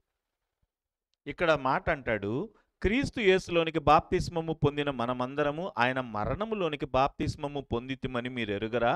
కాబట్టి తండ్రి మహిమ వలన క్రీస్తు మృతులలో నుండి ఎలాగు లేపబడెనో అలాగే మనమును నూతన జీవము పొందిన వారమై నడుచుకొనున్నట్లు మనము బాప్తిస్మము వలన మరణములో పాలు పొందుటకై ఆయనతో కూడా పాతి పెట్టబడితిమి. మరియు ఆయన మరణము యొక్క సాదృశ్యమందు ఆయనతో ఐక్యము గలవారమైన ఎడల ఆయన పునరుద్ధానము యొక్క సాదృశ్యమందును ఆయనతో ఐక్యము గలవారమై ఉందుము. హల్లెలూయా. ఇక్కడ ఈ మాట మీరు బాగా అర్థం చేసుకోండి. ఇప్పుడు పునరుత్థానపు బల్లలో పాలు పంపులు పొందుతున్న మీరందరూ కూడా ఒక ఉద్దేశం కలిగి ఉన్నారు. ఏమిటి? మనము మరణించి తిరిగి లేపబడ్డాము, పునరుత్థానము పొంది ఉన్నాము. అయితే పౌలు గారు ఇక్కడ అంటాడు, మీరు మొట్టమొదటగా ఈ పునరుద్ధానం పొందాలంటే క్రీస్తుతో కూడా చనిపోవాలి. ముందు పునరుద్ధానం చెందాలి అంటే ఒక విత్తనం ఏదైనా భూమిలో పెట్టినప్పుడు మొట్టమొదట అది చనిపోతుంది. చనిపోయిన తర్వాత మాత్రమే మరల దానిలో నుంచి ఒక మొలక అనేది వస్తుంది. అది క్రొత్త జీవితం. అలాగే పునరుత్థానపు ఫలములు పొందాలి అనంటే, పునరుద్ధానపు శక్తిని పొందాలి అని అంటే మీరు బాగా అర్థం చేసుకోండి. మీరు పునరుద్ధానపు శక్తిని పొందాలి, పునరుత్థానపు రూపాన్ని పొందాలి అని అంటే మొట్టమొదటగా క్రీస్తుతో కూడా చనిపోయి పాతి పెట్టబడాలి. పాతి పెట్టబడాలి, చనిపోవాలి, పాతి పెట్టబడాలి. అప్పుడే పునరుత్థానపు బలం మీకు వస్తుంది. అయితే చాలామంది ఏం చేస్తున్నారంటే చనిపోకుండానే పునరుద్ధానం పొందుతున్నారు మీరు. ఎందుకు అనంటే ఇప్పుడు మీరు ఒకవేళ చనిపోయారనుకోండి, మనం ఏం చెబుతాం? మనం పాపం విషయమై చనిపోయాం, నీతి విషయమై జీవిస్తున్నాము. పాప జీవితము మరణమైంది నాలో, క్రొత్త జీవితం నాకు స్టార్ట్ అయింది అంటాడు. అయితే పౌలు గారు అంటాడు కదా, నిజానికి క్రీస్తుతో కూడా మీరు పాతి పెట్టబడితే ఇంకా మీకు శరీరం అనేది లేదు. ఇప్పుడు ఉన్న ఈ శరీరము రెండవ జీవితం, అంటే ఇది ఒక మహిమ శరీరం కదా. బాప్తిస్మము పొందిన మనము పాపపు శరీరాన్నేమో చంపేస్తున్నాం, పునరుత్థానపు శరీరాన్ని అనగా మహిమ శరీరాన్ని పొందుకుంటున్నాం. కాబట్టి ఈ మహిమ శరీరము అనేది కలిగి ఉన్న మనము ఇక పాపం చేయటానికి మనకి పాప శరీరం అనేది చనిపోయింది గనక, అది యేసుక్రీస్తుతో కూడా పాతి పెట్టబడింది గనక ఇక మనకి శరీరమే లేదు. మనం ఎలా పాపం చేస్తాం? ఈ ఉద్దేశము కలిగిన వారుగా మనము ఉండాలి. అంటే మన మైండ్లో ఏమి రావాలి అని అంటే, యేసుక్రీస్తుతో కూడా నా పాప శరీరము పాతి పెట్టబడినది. ఈ పాపముతో ఉన్న నేను ఆయనతో కూడా పాతి పెట్టబడితేనే పునరుద్ధానుడనై తిరిగి లేస్తా, లేకపోతే పునరుద్ధానం నాకు లేనట్టే. ఈ మాటను బట్టి మీరు చూసుకోండి, మీరు నిజంగా పునరుద్ధానం చెందారా లేకపోతే అబద్ధంగా పునరుద్ధానం చెందారా? మిమ్మల్ని మీరు ప్రశ్న వేసుకోండి. ఏదైతే యేసుక్రీస్తు ప్రభువులో ఫలము పొందాలి అని అంటే మీరు చనిపోవాలి, యేసుక్రీస్తుతో పాతి పెట్టబడ్డామని మీరు ఎరగాలి అంటాడు. మొట్టమొదట మీరు చనిపోండి, క్రీస్తులో మీరు ముందు చనిపోండి, పాతి పెట్టబడండి. ఇక మీ పాత శరీరము, పాత రూపము ఏది కూడా మీలో ఉండకూడదు, అది మొత్తం నాశనం అయిపోవాలి. అలా నాశనం అయిపోతేనే మీరు యేసుక్రీస్తుతో కూడా పునరుద్ధానం చెందుతారు, పునరుద్ధాన ఫలాన్ని మీరు అనుభవించగలుగుతారు. ఆమేన్. ఆ పునరుద్ధాన ఫలము, పునరుద్ధాన శక్తి నాలో రావటం లేదండి, నేను సర్వమును జయించి ఉన్నాను అనే ఉద్దేశం నాకు కలగట్లేదు అని అంటే మీరు నిజానికి పాపంలో ఇంకా చనిపోలా, నిజంగా చనిపోలా, అబద్ధంగా చనిపోయారు. పునరుత్థానపు శక్తి అంటే ఏంటండి? పునరుత్థానపు బలం అంటే ఏంటండి? సర్వమును జయించిన శక్తి పునరుత్థానపు శక్తి. అంటే మరణమును జయించిన శక్తి. హల్లెలూయా. ఈ మరణాన్ని జయించిన శక్తి కదా పునరుత్థానపు శక్తి. ఈ లోకములో మరణానికన్నా బలమున్నది ఏమన్నా ఉందా? కదా. ఈ లోకంలో మరణం కన్నా బలమైనది ఏది లేదని చెప్పబడింది కదా. ఇటువంటి మరణమును కూడా జయించిన శక్తి పునరుత్థానపు శక్తి. కనుక నిజానికి మనకి పునరుత్థానపు శక్తి దేవుడు మనకి ఇచ్చాడు, మనలో పోశాడు. అయితే మనము ఆ శక్తి కలిగి లేము, ఇంకా బలహీనులుగానే మనం ఉన్నాం. కారణం ఏంటంటే మనం సరిగా మనల్ని మనం పాతి పెట్టుకోవట్లా. అంటే క్రీస్తు మరణములో మనం పాలిభాగస్తులుగా లేము. ఈ క్రీస్తు మరణములో ఎవడైతే పాలిభాగస్తుడుగా లేడో, క్రీస్తుతో కూడా ఎవడైతే పాతి పెట్టబట్టలేదో, నిజానికి వాడికి పునరుద్ధాన శక్తి రాదు. పౌలు గారు అంటాడు, నిజానికి నువ్వు గనక పాతి పెట్టబడితే మరణంలో ఇక నీ నోటి వెంట ఒక్క చెడ్డ మాట కూడా రాదు. ఎందుకంటే అటువంటి నోరు చచ్చిపోయింది. ఇంకా వ్యభిచారం చేయటానికో, ఇంకా పాపపు కార్యాలు చేయటానికో, నీకు ఆ పాపపు శరీరం లేదు కనుక నువ్వు ఎక్కడి నుంచి చేస్తావు? నీ పాప శరీరం మొత్తం ఆయన మరణముతో ఆయనతో కూడా సహవాసం కలిగి పాతి పెట్టబడింది కనుక ఇక నీకు ఆ శరీరం లేదు కనుక నువ్వు ఎలా పాపం చేయగలుగుతావు? ఇటు ఉద్దేశములు కలిగిన వారమై మనము ఆయన మరణముతో ఐక్యము గల వారమైన ఎడల, ఆయనతో పాతి పెట్టబడిన ఎడల పునరుద్ధానులమై తిరిగి లేస్తాం. ఎంత గొప్ప మర్మం అండి ఇది. హల్లెలూయా. పౌలు గారు చెప్తున్న మాట ఎంత అనుసరణీయం. పౌలు గారు అంటాడు, నిజంగా నువ్వు చచ్చిపోతే నిజమైన పునరుద్ధాన శక్తి నీకు వస్తుంది. అలా కాకుండా ఈరోజు ఏం చేస్తున్నారంటే కొద్దిగా ఒక 10% చచ్చిపోతామండి, 100% మాత్రం పునరుద్ధాన శక్తి మాకు కావాలి. అందుకనే అంటాడు కదా, మీలో అనేక మంది బలహీనులను, రోగులను ఎందుకు అవుతున్నారు అని అంటే నిజానికి మీరు సక్రమంగా చచ్చిపోలా. సక్రమంగా చచ్చిపోతే, సక్రమంగా పాతిపెట్టబడితే అప్పుడు సక్రమంగా పునరుద్ధానపు శక్తి పొందుకొని లేస్తారు. ఇక్కడ 100% చచ్చిపోండి, ఇక్కడ 100% పునరుద్ధానపు శక్తి మీ మీదకి వస్తుంది. ఆమేన్. ఇలా కాకుండా అబద్ధంగా చచ్చిపోతే, క్రీస్తులో చచ్చిపోయామని చెప్పి ఊరక చెప్పుకుంటే కాదు, నిజానికి మనము ఆయన మరణముతో అక్కడ చెప్తాడు. బాగా స్పెసిఫిక్గా మీరు చదవండి.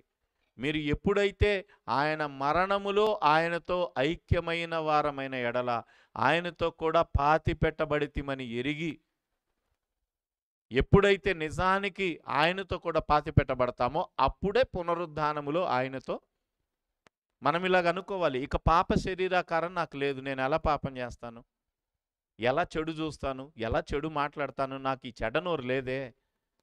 ఇప్పుడు ఉన్నవన్నీ పునరుద్ధానము ద్వారా సమస్తము కలిగిన నూతన సృష్టి. అందుకని అంటాడు, కాగా క్రీస్తునందున్న వారు నూతన సృష్టి, పాతవి గతించెను, సమస్తమును. అంటే నిజానికి ఇప్పుడు మనం ఒక మహిమ శరీరం ధరించి ఉన్నాము అనే ఒక తలంపు మనకు లేదు. క్రీస్తులోకి బాప్టైజ్ అయిన వాళ్ళకి ఈ యొక్క స్పృహ అనేది లేదు. నాకు కొత్త శరీరం వచ్చింది, నాకు కొత్త రూపం వచ్చింది, అంతకుముందు నేను ధరించి ఉన్న రూపం కాదు, నేను ధరించి ఉన్న అవయవాలు కాదు ఇవి, ఇప్పుడు నాకు కొత్త అవయవాలు వచ్చినాయి, కొత్త సృష్టిగా నేను ఉన్నాను అని చెప్పి అనుకోవటం లేదు ఇలాగా. అందుకని ఇక్కడ అంటాడు, కాగా మీరు క్రీస్తుతో ఐక్యమైన వారైతే, మీరు పాతి పెట్టబడితే, తిరిగి పునరుద్ధానము చెందితే మీరు ఆ పునరుద్ధానపు శక్తిని పొందుకుని వారుగా ఉంటారు అని ఇక్కడ తెలియజేస్తూ ఉన్నాడు. హల్లెలూయా. అంతేకాదు 6వ వచనం, ఏమనగా మనమికను పాపమునకు దాసులము కాకుండుటకు పాప శరీరము నిరర్ధకమగునట్లు మన ప్రాచీన స్వభావము ఆయనతో కూడా సిలువ వేయబడినని ఎరుగుదుము. చనిపోయిన వాడు పాప విముక్తుడని తీర్పు పొందుచున్నాడు. మనము క్రీస్తుతో కూడా చనిపోయిన ఎడల మృతులలో నుండి లేచిన క్రీస్తు ఇకను చనిపోడనియు, మరణమునకు ఇక ఆయన మీద ప్రభుత్వము లేదనియు ఎరిగి ఆయనతో కూడా జీవించుదమని నమ్ముచున్నాము. ఏలయనగా ఆయన చనిపోవుట చూడగా పాపం విషయమై ఒక్కమారే చనిపోయాను, కానీ ఆయన జీవించుట చూడగా దేవుని విషయమై జీవించుచున్నాడు. అటువలే మీరును పాపముల విషయమై మృతులుగాను, దేవుని విషయమై క్రీస్తు యేసునందు సజీవులుగాను మిమ్ముని మీరే ఎంచుకొనుడి. హల్లెలూయా అంటాడు కదా. ఇదిగో మీ పాప శరీరము ఆయన మీద వేయబడి ఆ కలువరి సిలువకు కొట్టబడినదని మీరు ఎరుగుదురు కదా. కనుక ఆయన పాపం విషయమై ఒక్కమారే చనిపోయాడు. రోజు చనిపోయాడా చెప్పండి? రోజు చనిపోయాడా? ఆయన చనిపోవుట చూడగా ఒక్కసారే చనిపోయాడు, ఇక జీవించుట చూడగా తరతరములు తండ్రి ఎదుట జీవిస్తున్నాడు. ఇక ఆయనకు మరణం అనేది మరలా వస్తుందా? కాదు. మరి మనం ఎందుకు ఇలాగా? మనం కూడా ఒక్కసారే చనిపోవాలి కదా.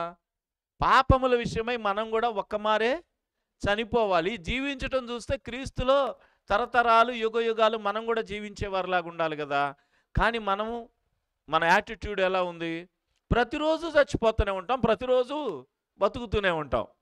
ఈ గంటకు చనిపోతాం, మరలా ఇంకో గంటకు బ్రతుకుతాం కదా. అంటే మనకి సరైన అవగాహన లేదు. క్రీస్తు యేసు మనకి మాదిరి ఉంచిపోయినా, మనకి లేఖనాలు మన కళ్ళ ముందున్నా చూడలేని అంధకారము మనల్ని ఆవరించి ఉన్నది. ఒక్క నిమిషం, ఇది ఆఫ్ చేయి. చెప్పు.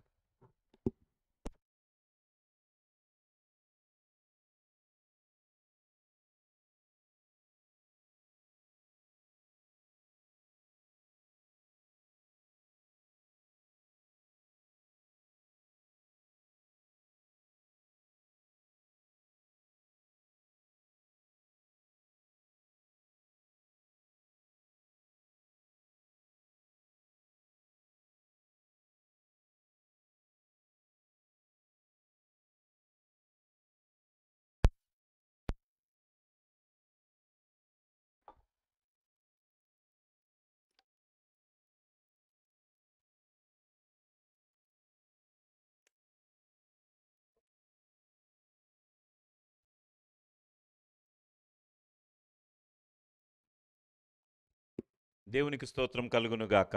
హల్లెలూయా, హల్లెలూయా. గట్టిగా చెప్దామా? హల్లెలూయా. కొంచెం నీరసం అయ్యారా? Praise the Lord. Hallelujah, hallelujah. ఒక మాట నేను చెప్పగలను. రాజుల గ్రంథం ఉన్నట్టుగా, న్యాయాధిపతుల గ్రంథం ఉన్నట్టుగా రోమీలకు రాసిన పత్రిక ఉండదు కదా. అవి చెప్పుకుంటే బాగా కిక్ వచ్చింది. జాషువా బ్రదర్ని చూస్తే నాకు బాగా జలస్గా ఉంటుంది. అన్న ఇంకొక రేంజ్లో చెబుతాడు వాటన్నిటిని కదా. అసలు అన్న చెబితే మనకి తల కూడా తెప్పబుద్ధి కాదు. నేను కూడా అలాగే చెప్పాలని అనుకుంటున్నాను కానీ చెప్పలేకపోతున్నా. ఎందుకంటే మరి సబ్జెక్టు వేరు. వాస్తవానికి ఓల్డ్ టెస్టిమెంట్ వేరు, న్యూ టెస్టిమెంటు వేరు. అదిగాక న్యూ టెస్టిమెంట్లో కూడా సువార్తలు వేరు, పత్రికలు వేరు. ఈ పత్రికల్లో ఉన్న సర్వసత్యాన్ని మీ ముందుకు తీసుకురావాలంటే ముందు నా పని అయిపోతుంది. మీ పని అయిపోయే సంగతి ఏమో కానీ నా పని అయిపోతుంది. కానీ సర్వశక్తుడు, సర్వోన్నతుడైన దేవుడు తన శక్తిని నా మీద నిలిపి ఇటువంటి సత్యాలు మీకు తెలియజేయటానికి నన్ను మీ ముందు నిలవబెట్టాడు. హల్లెలూయా, హల్లెలూయా. నా గురించిన నేపథ్యం మీకు తెలిస్తే చాలా ఆశ్చర్యంగా ఉంటుంది. యవ్వన కాలంలో నేను ట్రాన్స్పోర్ట్ రన్ చేశాను చాలా సంవత్సరాలు. ట్రాన్స్పోర్ట్ రన్ చేసి అలా ఇలా కూడా కాదు, నాకు ఓన్గా 10 లారీలు ఉన్నాయి. 10 లారీలు ఉన్నాయి, ఇప్పుడు కూడా 5 ఉన్నాయి. ఇంకా అంతకుముందు రోజుకి ఒక 40 లారీలు లోడ్లకు పెట్టేవాళ్ళం. మా చిలకలూరిపేటలోనే లీడింగ్ ట్రాన్స్పోర్ట్. 50 స్పిన్నింగ్ మిల్లులకి మేము దారం సప్లై చేసేవాళ్ళం మహారాష్ట్ర. అంత పెద్ద ట్రాన్స్పోర్టు. ఉదయమే 5 గంటలకు లేస్తే రాత్రి 12 గంటలకు పడుకునేవాడిని. అటువంటి టైంలో ఇవన్నీ కాదని దేవుని పిలుపుని అందుకొని నేను దేవుని కోసం ఏదైనా చేయాలి అనే తలంపు కలిగి ఈ మార్గాన్ని అంతా విడిచిపెట్టి ఇదంతా నాకు అవసరం లేదని చెప్పేసి నేను దేవుని కొరకైనా ఒక ప్రయోజనకరమైన వ్యక్తిగా ఉండాలని నేను మారాను. ఈ మారిన తర్వాత నేను పాస్టర్గా 2003 సంవత్సరం నుంచి మాకు ఓన్ చర్చ్ ఉంది. మా మిస్సెస్ నాకన్నా ముందుగా పాస్టర్ పని చేసింది, ఆమె సంఘాన్ని కట్టింది. తర్వాత నేను జాయిన్ అయ్యాను. చిన్నప్పటి నుంచి విశ్వాసం ఉన్నా, చిన్నప్పటి నుంచి ఎక్కువగా బైబిల్ చదివినా ఈ పాస్టర్ పనిలోకి నేను రాలేదు. ఎందుకు అనంటే నా కుటుంబ నేపథ్యం చాలా బాధాకరమైంది. చాలా కుటుంబం పెద్దది, నేను ఒక్కడనే మగపిల్లాడిని. కనుక ఈ కుటుంబ భారం అంతా నా మీద పడింది.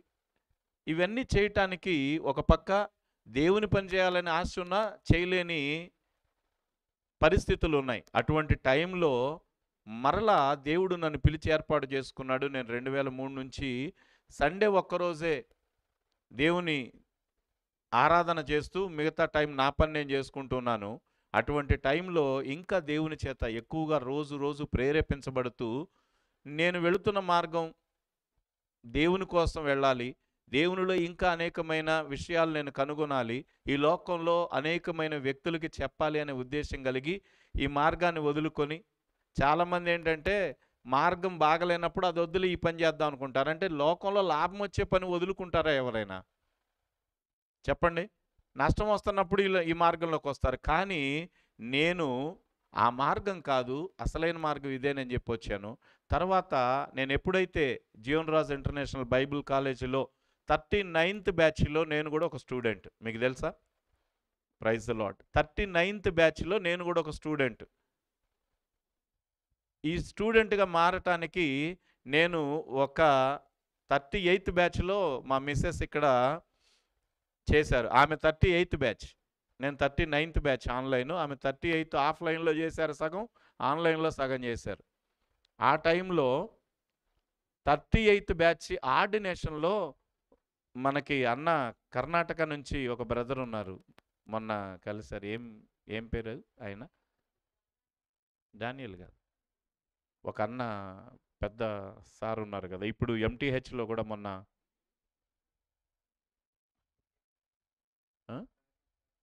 రాజన్ గారా? కాదు, రాజన్ కాదు, ఆయన కూడా పాస్టరే. కర్ణాటకలో చాలా పెద్ద సంఘాలు నడుపుతూ ఉంటారనమాట. ఆయన వన్ ఆఫ్ ద మెంబర్. ఆయన సాక్ష్యం చెప్పారు. సాక్ష్యం చెబుతున్నప్పుడు ఆయన సాక్ష్యాన్ని చూసి నేను కదిలించబడ్డాను. ఎలాగైనా అంతకుముందు ఏం అభిప్రాయం ఉందంటే నాకు బైబిల్ స్టడీ చేస్తేనే పాస్టర్‌లా, లేపోతే సరైన పాస్టర్‌లు అవ్వలేరా అనే ఒక అభిప్రాయం ఉండేది నాకు. ఏం దేవుని దగ్గర నుంచి తీసుకొని చెప్పేయొచ్చు. ఇది ఏమంత బైబిల్ కాలేజే చదవాలా అని చెప్పి అనుకునేవాడిని. అయితే ఎప్పుడైతే నాకు ఆశ కలిగిందో డ్యాడీని నేను చాలా ప్రాధేయపడ్డాను. మీకు తెలుసుగా డ్యాడీ, ఆయన ఆయనకి దేవుడు చెప్తేనే ఇస్తారు సీట్. లేకపోతే వాడు పెద్ద కలెక్టర్ అయినా గానీ, "అన్నా ఇప్పుడు కాదులే మళ్ళీ ఇంకోసారి చూద్దాంలే. ఇప్పుడైతే ఖాళీ లేదని" చెబుతారు.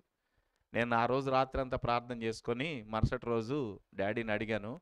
అయితే నా విషయంలో ఆయన ఎంత ప్రేమ చూపించారంటే వెంటనే, "అన్నా చేయండి. అలాగే అన్నా మీరు జాయిన్ అవ్వండి" అన్నారు. అసలు ఎంతగా నేను దేవునికి కృతజ్ఞతలు చెల్లించాను. ఇంకా ఎప్పుడైతే నేను అసలు క్లాసు స్టార్ట్ అయిందో ఇంకప్పటి నుంచే నా జీవితం మారిపోతా వచ్చింది.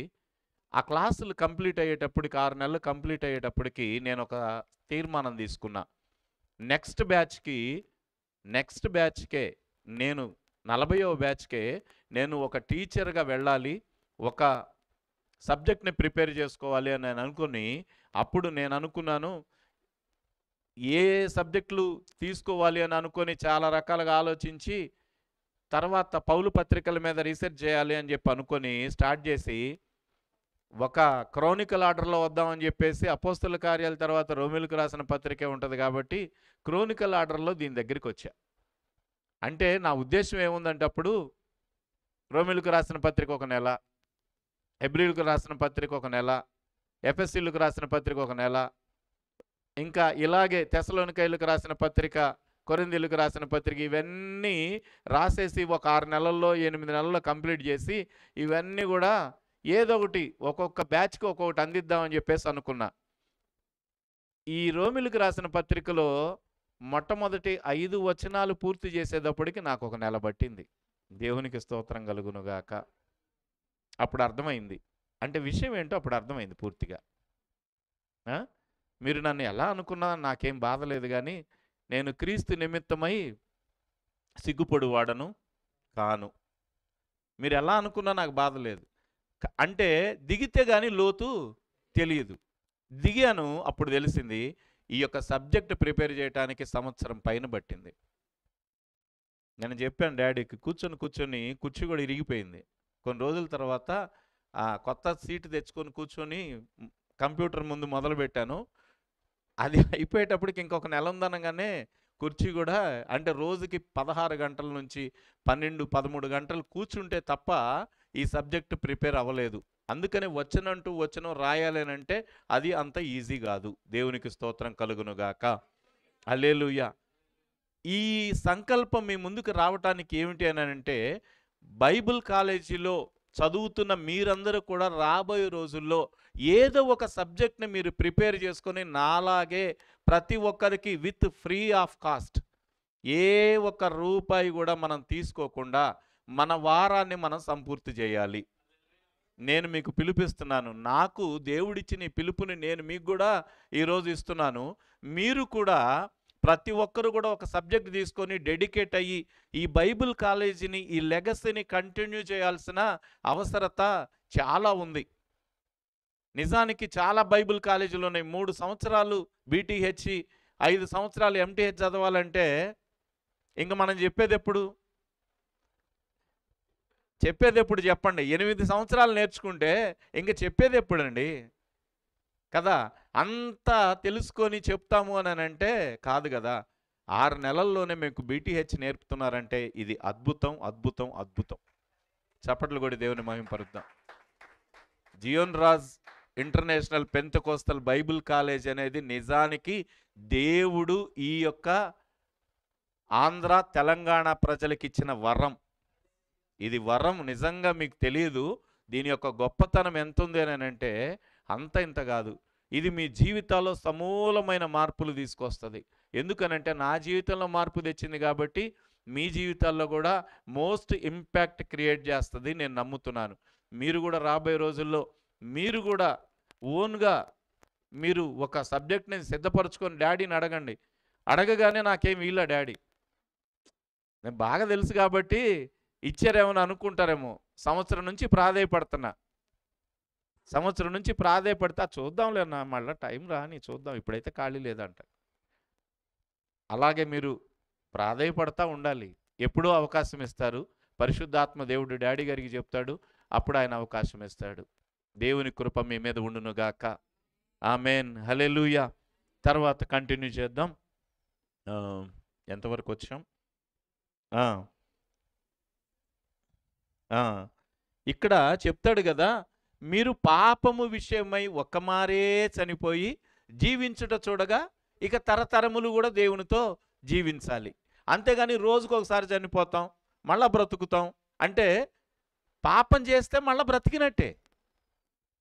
అంటే పాపం చేస్తే మళ్ళా ఈరోజు పాపాన్ని బతికిస్తున్నాం, మళ్ళా దేవుని దగ్గరికి వచ్చి పాపాన్ని చంపేస్తున్నాం, మళ్ళా మరుసటి రోజు మానవ శరీర రీతిగా బ్రతుకుతున్నాం.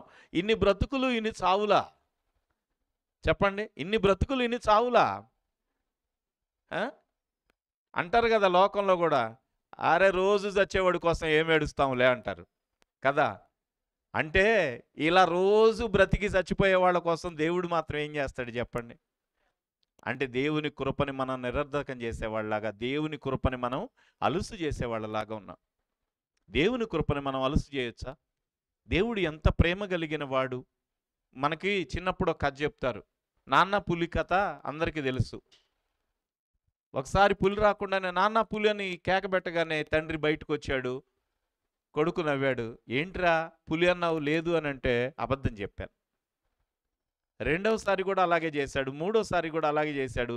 వీడేదో నవ్వుతాలుగా నిజానికి పద్దాకలు ఇలాగే చెబుతున్నాడని 3 సార్లు వచ్చిన తండ్రి 4వసారి నిజానికి పులి వచ్చినప్పుడు నాన్న పులి అన్నాడు. కానీ తండ్రి అన్నాడు, ఇదిగో నన్ను వీడు మాటి మాటికి ఎగతాళి చేస్తున్నాడు, ఇప్పుడు రాకూడదు అని చెప్పి ఆయన రాలేదు. పులి ఏమో కుమారుని నోట గరుచుకొని వెళ్ళిపోయాడు. ఏం జరిగిందండి ఇక్కడ? మనం కూడా ఇలాగే రోజు పాపం విషయమై పుడుతున్నాం, మళ్ళా ప్రభువా ఈ పాపాన్ని చంపేయని మనం చచ్చిపోతున్నాం, మళ్ళా అట్లానే ఉంటున్నామా? తిరిగి లేస్తున్నాం. అలా కాకుండా పౌలు గారు ఏం చెప్తాడంటే, నిజానికి నువ్వు పునరుత్థానపు శక్తిని పొంది ఉండాలని నీ మనసులో ఆశ కలిగి ఉంటే నువ్వు పాపముల విషయమై ఒక్కసారే చచ్చిపోయిన తర్వాత నువ్వు ఆయనతో పాతి పెట్టబడిన తర్వాత ఇక నీకు శరీరము లేదు, నీకు ఉండే శరీరం మహిమ శరీరం. అంటే ఇప్పుడు నాకు ఇవ్వబడిన ఈ శరీరము మహిమతో కూడింది, ఇక నాకు అసలైన శరీరం లేదు, పాపం చేయడానికి నా శరీరం లేదు అని అనుకో. ఇక పాపం చేయడానికి నాకు శరీరమే లేదు, నేను ఎలా చేయగలను అని అనుకో. ఇటువంటి ఉద్దేశములు కలిగి ఉంటే నువ్వు పాపముల విషయమై ఒకసారి చనిపోయి నీతి విషయమై తరతరములు ఆయనతో కూడా జీవించే వ్యక్తిగా నువ్వు ఉంటావు. హల్లెలూయా. అందుకని అంటాడు, కాబట్టి శరీర దురాశలకు లోబడినట్లుగా చావునకు లోనైన మీ శరీరమందు పాపమును ఏలనీయకుడి, మరియు మీ అవయవములను దుర్నీతి సాధనములుగా పాపమునకు అప్పగింపకుడి. అయితే మృతులలో నుండి సజీవులమనుకొని మిమ్మల్ని మీరే దేవునికి అప్పగించుకొనుడి, మీ అవయవములను నీతికి సాధనముగా దేవునికి అప్పగించుడి. మీరు కృపకే గాని ధర్మశాస్త్రములకు లోనైన వారు కారు గనుక పాపము మీ మీద ప్రభుత్వము చేయదు అంటాడు. పాపములో ఉన్నప్పుడు పాపానికి మీ శరీరాన్ని దాసులుగా అప్పగించారు కదా. ఇక్కడ ఇక్కడ దాసుడు అని చెప్పబడిన మాటకు బానిస అని అర్థం. బిబ్లికల్గా ఇక్కడ చెప్పబడుతున్న మాటకి యాంప్లిఫైడ్ ఇంగ్లీష్కి వెళ్తే ఇక్కడ అనేకమైన హిబ్రూ భాషలో దీని యొక్క సరైన అర్థం ఏంటంటే, మీరు పాపానికి బానిసలుగా ఉన్నప్పుడు, హిబ్రూ భాషలో కనుక ఈ మాట చదివితే, మీరు పాపానికి బానిసలుగా ఉన్నప్పుడు దానికి పనిచేశారు కదా, మీ యొక్క శరీరం ద్వారా దానికి ప్రతి అవయవమును దానికి అప్పగించారు కదా. ఇప్పుడు ఏం చేస్తారంటే, క్రీస్తు యేసు ప్రభువు యొక్క నీతి మీ మీద ఆపాదించబడినప్పుడు ఇప్పుడు క్రీస్తుకు బానిసలుగా మీ శరీరాన్ని మీరు అప్పగించండి. అంతకుముందేమో పాపానికి ఇచ్చేశారు కదా, కానీ ఇప్పుడేమో పునరుద్ధానము పొందిన మీరు మీ శరీరాలను క్రీస్తుకి ఇవ్వట్లా కదా. ఇప్పుడు పాపం చేయటానికేమో దాసులుగా అప్పగించేస్తాం పాపం మన జీవితంలో ఉన్నప్పుడు, గత జీవితంలో. ఇప్పుడు రక్షణ పొందాము. రక్షణ పొందిన తర్వాత మన శరీర అవయవాలని మరి దేనికి దాసులుగా ఇవ్వాలి, దేనికి బానిసలుగా ఇవ్వాలి అని అంటే క్రీస్తుకి అనగా నీతికి బానిసగా అప్పగించండి. అంటే క్రీస్తు కార్యాలు చేయటానికి మన శరీరాన్ని మనము అప్పగించుకోవాలి అంటాడు ఇక్కడ. ఆమేన్. కానీ మనం ఏం చేస్తామంటే రక్షణ పొందిన మనం పాపం పోయింది నాలో, దేవుడు నన్ను పరలోకానికి అర్హురాలుగా చేశాడు, so I'm happy, I'm relaxing అని చెప్పేసి చక్కగా రిలాక్స్ అవుతూ సంతోషంగా కొనసాగుతాం కదా. దేవునికి స్తోత్రం కలుగునుగాక. హల్లెలూయా. ఇలాగ సంతోషంగా ఉంటాం. కానీ నువ్వు అంతకుముందు పాపానికి నీ శరీర అవయవాలను ఇచ్చావు కదా, ఇప్పుడైతే నీతికి అవయవములుగా నీ యొక్క శరీరాన్ని ఇవ్వండి అనే మాట ఇక్కడ చెప్తాడు. తర్వాత 15వ వచనం నుంచి చూస్తే, అట్లైన కృపకే గాని ధర్మశాస్త్రమునకు లోనగువారము కామని పాపము చేయుదుమా? అదెన్నటికి కూడదు. లోబడుటకు దేనికి మిమ్మును మీరు దాసులుగా అప్పగించుకుందురో అది చావు నిమిత్తముగా పాపమునకే గాని నీతి నిమిత్తముగా విధేయతకే గాని దేనికి మీరు లోబడుదురో దానికే దాసులగుదురని మీరు ఎరుగురా? మీరు పాపమునకు దాసులయ్యుంటిరి గాని ఏ ఉపదేశ క్రమమునకు మీరు అప్పగింపబడితిరో దానిని హృదయపూర్వకంగా లోబడిన వారై పాపము నుంచి విమోచించబడి నీతికి దాసులైరి. ఇందుకు దేవునికి స్తోత్రం. మీ శరీర బలహీనతలను బట్టి మనుష్య రీతిగా మాట్లాడుచున్నాను. ఏమనగా అక్రమము చేయుటకై అపవిత్రతకును అక్రమమునకును మీ అవయవములను దాసులుగా ఎలాగ అప్పగించితిరో అలాగే పరిశుద్ధత కలుగుటకై ఇప్పుడు మీ అవయవములను నీతికి దాసులుగా అప్పగించుడి. మీరు పాపమునకు దాసులై ఉన్నప్పుడు నీతి విషయమై నిర్బంధము లేని వారై ఉంటిరి.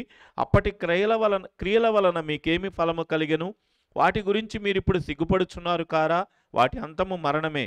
అయినను ఇప్పుడు పాపము నుండి విమోచింపబడి దేవునికి దాసులైనందున పరిశుద్ధత కలుగుటయే మీకు ఫలము, దాని అంతము నిత్య జీవము. ఏలయనగా పాపం వలన వచ్చు జీతం మరణము, అయితే దేవుని కృపావరము మన ప్రభువైన క్రీస్తు యేసునందు నిత్య జీవము. హల్లెలూయా, హల్లెలూయా.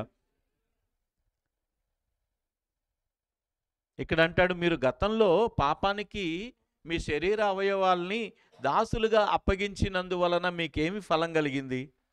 ఇక్కడ ఒక ఫలం గురించి మాట్లాడుతున్నాడు.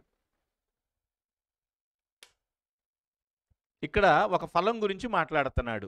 మీరు గతములో పాపములో ఉన్నప్పుడు, యేసుక్రీస్తు రక్షణ లేనప్పుడు మీ శరీరాల్ని పాపమునకు బానిసలుగా అప్పగించారు. అందువల్ల మీకేమన్నా ఫలమైందా? ఒక ఫలం వచ్చింది, దానివలన మరణం వచ్చింది. అయితే దాని వలన మీరు సిగ్గుపడుతున్నారు. మీ గత జీవితాన్ని చూసి మీరు సిగ్గుపడుతున్నారు, అవమానపడుతున్నారు కదా. అలాగే ఇప్పుడు మీ శరీరం యొక్క అవయవములను నీతికి దాసులుగా అప్పగిస్తే పరిశుద్ధత కలుగుటయే దాని వలన కలిగే ఫలం. ఆమేన్. అర్థమైందా? గతంలో పాపానికి బానిసగా మీ శరీరాన్ని ఇస్తే దాని వలన మరణం వచ్చింది, దాని వలన అవమానం వచ్చింది, దాని వలన సిగ్గు మీకు కలిగింది. ఇప్పుడు మీరు నీతికి దాసులుగా అప్పగిస్తే, అంటే పాపముల విషయమై ఒక్కమారే చనిపోయి ఆయనతో పాతిపెట్టబడి పునరుద్ధానముతో ఆయనతో కూడా లెగిస్తే ఇప్పుడు పరిశుద్ధత కలుగుటయే మీకు వచ్చే ఫలం. మీ శరీర అవయవాలన్నీ నీతికి దాసులుగా అంటే బానిసలుగా అప్పగిస్తే, మీ శరీర అవయవాలు నీతికి గనక అప్పగిస్తే, అంటే ప్రభువైన యేసుక్రీస్తుకి ఉపయోగపడే విధంగా మీ చేతులు, కాళ్ళు, మీ నోరు అన్నీ యేసుక్రీస్తు ప్రభువుకి ప్రయోజనకరంగా పనిచేస్తే మీకు వచ్చే ఫలం ఏంటి అని అంటే పరిశుద్ధత. ఆమేన్. గతమేమో పాపము, గతమేమో సిగ్గు, గతమేమో అవమానం, ఇప్పుడేమో పరిశుద్ధత. హల్లెలూయా. కనుక మీ శరీరము ఏదైతే బానిసలుగా దేవునికి అప్పగిస్తారో అప్పుడు ఖచ్చితంగా మీ శరీరానికి పరిశుద్ధత అనే ఫలము కలుగుతుంది. కనుక గతంలో ఉన్న అవమానం, గతంలో ఉన్న సిగ్గు, గతంలో ఉన్న మరణం ఇప్పుడు పోయినాయి. ఇప్పుడు పరిశుద్ధత కలుగుటయే దానికి కలుగు ఫలము. అంతేకాదు మనము తరతరములు దేవుని ఎదుట సజీవులుగా ఆయన సన్నిధిలో నిలవబడతాం. అంటే పరిశుద్ధత లేకుండా ఎవడు కూడా దేవుని సన్నిధిలో నిలువలేడు అని ఉంది. మరి పరిశుద్ధత అనేది మనకు ఆపాదించబడాలంటే మన శరీరము నీతికి అనగా దేవునికి సాధనములుగా అప్పగించబడుతున్నప్పుడే మనకి పరిశుద్ధత అనేది ఆపాదించబడుతుంది. అర్థమైంది కదా? అర్థమైందా? అంటే మీ శరీరాన్ని దేవుని కొరకు సాధనాలుగా అప్పగించండి. అంటే మీరు పరిచర్య చేస్తారో, పాటే పాడతారో, లేకపోతే దేవుని కొరకై నడుస్తారో, దేవుని కార్యాలు చేస్తారో, అది ఏం చేస్తారో నాకు తెలియదు. కానీ మీరు గతములో పాపానికి దాసులుగా మీ శరీరాన్ని అప్పగించినట్లుగా ఇప్పుడు నీతికి దాసులుగా మీ శరీరాన్ని అప్పగించండి. అప్పుడు పరిశుద్ధత అనేది మీకు కలుగుతుంది. ఈ పరిశుద్ధత అనేది ఉంటే దేవుని సన్నిధిలో నువ్వు నిలవబడటానికి అర్హత యోగ్యత కలిగిన వ్యక్తివిగా ఉంటావు. ఆమేన్. ఈ పరిశుద్ధత నీకు ఎప్పుడు ఆపాదించబడుతుందంటే దేవుని పని ఎప్పుడు చేస్తావో అప్పుడు వస్తుంది నీకు పరిశుద్ధత. రక్షణ వేరు, నీతి వేరు, పరిశుద్ధత వేరు, పునరుద్ధానం వేరు. మనం ఏంటంటే అన్నిటినీ కలగలుపుకొని ఒక ప్యాకేజీలో ఉంటే బాగుండని అనుకుంటాం. యేసుక్రీస్తు రక్షణ అనేది ఒక ప్యాకేజీ రా అబ్బాయి, ఒక ప్యాకేజ్ అమ్మా. అసలు ఈ రక్షణ పొందితే ఇంకంతా అయిపోయింది, ఇక తిరుగులేదు మనకన్నట్టుగా కొంతమంది మనకు బోధించారు. యేసు రక్తమే జయం, యేసు రక్తమే జయం. కొంతమంది రక్షణ పొందితే ఇక అంతా అయిపోతుంది అని అనుకుంటున్నారు. కానీ నేనేం చెప్తున్నానంటే రక్షణ అనేది స్టార్టింగ్ పాయింట్. రక్షణ అనేది స్టార్టింగ్ పాయింట్. రక్షణలో మొట్టమొదటి మెట్టే ఉంది. అంటే పాపములో నుంచి నీతిలోనికి రావటానికి అది ఒక కారణం. అక్కడ నిన్ను ఆ లెక్కలో నుంచి కొట్టివేసి నీతిమంతుల లెక్కలో చేర్చాడు దేవుడు. అంతేగాని ఇంకా అక్కడ నుంచి నువ్వు సాధించుకోవాల్సింది చాలా ఉంది. చెప్పాను కదా, శ్రమల ద్వారా, ఓర్పు ద్వారా, పరీక్షల ద్వారా, నిరీక్షణ ద్వారా నేర్చుకోవాలి. ఇక్కడ అంటాడు పౌలు గారు ఇంకొక మర్మం మనకి చెప్తాడు. ఏంటంటే మీరు గతంలో పాపానికి మీ శరీర అవయవాలను ఎలాగైతే బానిసలుగా అప్పగించారో ఇప్పుడు యేసుక్రీస్తు ప్రభువునికి మిమ్మల్ని రక్షించాడు, మీ పాపాన్ని పోగొట్టాడు, మీ పాపాన్ని ఆయన కలువరి సిలువ కొట్టాడు, పునరుద్ధానాన్ని మీకు ఇచ్చాడు గనుక ఆయన కొరకై దాసులుగా బానిసలుగా మీ శరీరాన్ని అప్పగించండి. అప్పుడు పరిశుద్ధత కలుగుతుంది. మీకు హోలీనెస్ అనేది ఎలా ఆపాదించబడుతుంది అని అంటే కేవలము ఆయన పని కొరకై మీ శరీరములను నీతికి సాధనములుగా అప్పగించుడి. దేవునికి స్తోత్రం కలుగునుగాక. మరి 7వ అధ్యాయంలోనికి వెళదాం. ఇంత త్వరగా ముగించడానికి దేవుడు నాకు చూపిన కృపను బట్టి దేవునికి వందనాలు చెల్లిస్తున్నాను. వాస్తవానికి ఉదయకాలం నేను వచ్చినప్పుడు చాలా సఫర్ అవుతూ వచ్చాను. ఎందుకంటే ఇన్ టైంలో కంప్లీట్ చేయలేకపోతున్నాననే బాధ నాకు చాలా ఉండింది. ఎలా కంప్లీట్ చేయాలో కూడా నాకు అర్థం కావట్లేదు. ప్రభువా సహాయం చేయమన్నప్పుడు దేవుడు ఇంత త్వరగా ముగించడానికి సహాయం చేసినందుకై దేవునికి స్తోత్రం కలుగునుగాక.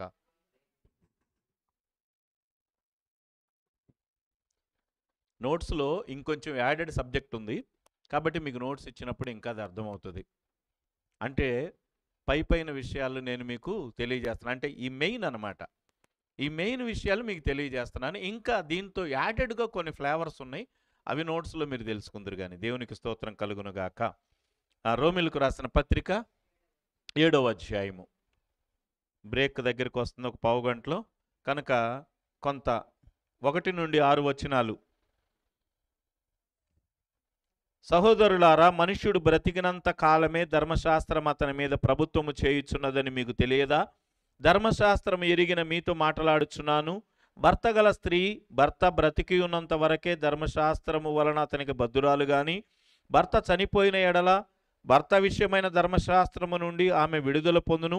కాబట్టి భర్త బ్రతికి ఉండగా ఆమె వేరొక పురుషుని చేరిన ఎడల వ్యభిచారిణి అనబడును గాని, భర్త చనిపోయిన ఎడల ఆమె ధర్మశాస్త్రము నుండి విడుదల పొందెను గనుక వేరొక పురుషుని వివాహము చేసుకొనినను వ్యభిచారిణి కాకపోవును. కావున నా సహోదరులారా, మనము దేవుని కొరకు ఫలమును ఫలించున్నట్లు మృతులలో నుండి లేపబడిన క్రీస్తు అను వేరొకని చేరుటకై మీరును ఆయన శరీరము ద్వారా ధర్మశాస్త్రము విషయమై మృతులైతిరి. ఏలయనగా మనము శరీర సంబంధులమై ఉండినప్పుడు మరణార్థమైన ఫలమును ఫలించుటకై ధర్మశాస్త్రము వలన పాపేచ్ఛలు మన అవయవములలో కార్యసాధకములై ఉండెను. ఇప్పుడైతే దేని చేత నిర్బంధించబడితిమో దాని విషయమై చనిపోయిన వారమై ధర్మశాస్త్రము నుండి విడుదల పొందితిమి గనుక మనము అక్షరానుసారమైన ప్రాచీన స్థితి గలవారము గాక ఆత్మానుసారమైన నవీన స్థితి గలవారమై సేవ చేయుచున్నాము. ఇక్కడ ఒక మాట చెప్తాడు పౌలు గారు. ఇక్కడ చెప్తున్న మాట ఏమిటనంటే, ధర్మశాస్త్రము ఇక్కడ యేసుక్రీస్తు ప్రభువారిని, సంఘాన్ని, అలాగే ధర్మశాస్త్రము కలిగి ఉన్న వారిని ఒక పోలికలోకి తీసుకొని వస్తున్నాడు. ఏమిటి అని అంటే, ధర్మశాస్త్రము కలిగి ఉన్న వారిని అందరినీ భార్యలుగా, ధర్మశాస్త్రాన్ని భర్తగా పోల్చి మాట్లాడుతూ ఉన్నాడు. ఇక్కడ ధర్మశాస్త్రము లోబడి ఉన్న మీరందరూ కూడా, ధర్మశాస్త్రమునకు లోబడి ఉన్న మీరందరూ కూడా దానికి బద్దులు గనక అది మీకు భర్తగా ఉన్నది అనే మాటతో పోలుస్తూ, ఇప్పుడు ఆ భర్త గనక చనిపోతే ఆమె ఇంకొక పురుషుణ్ణి వివాహం చేసుకోవచ్చు కదా, ఇది వ్యభిచారం చేసినట్లు కాదు కదా అంటాడు. ఎందుకు అనంటే, ఆ రోజుల్లో యూదులందరూ కూడా యేసుక్రీస్తు ప్రభువారి దగ్గరికి వచ్చినప్పుడు వాళ్ళందరూ ఒక మాట మాట్లాడతారు. ఏమిటంటే, యోహాను సువార్త 8వ అధ్యాయము 31వ వచనము నుండి 47వ వచనం వరకు మాట్లాడిన మాటలు ఇవి కారణం.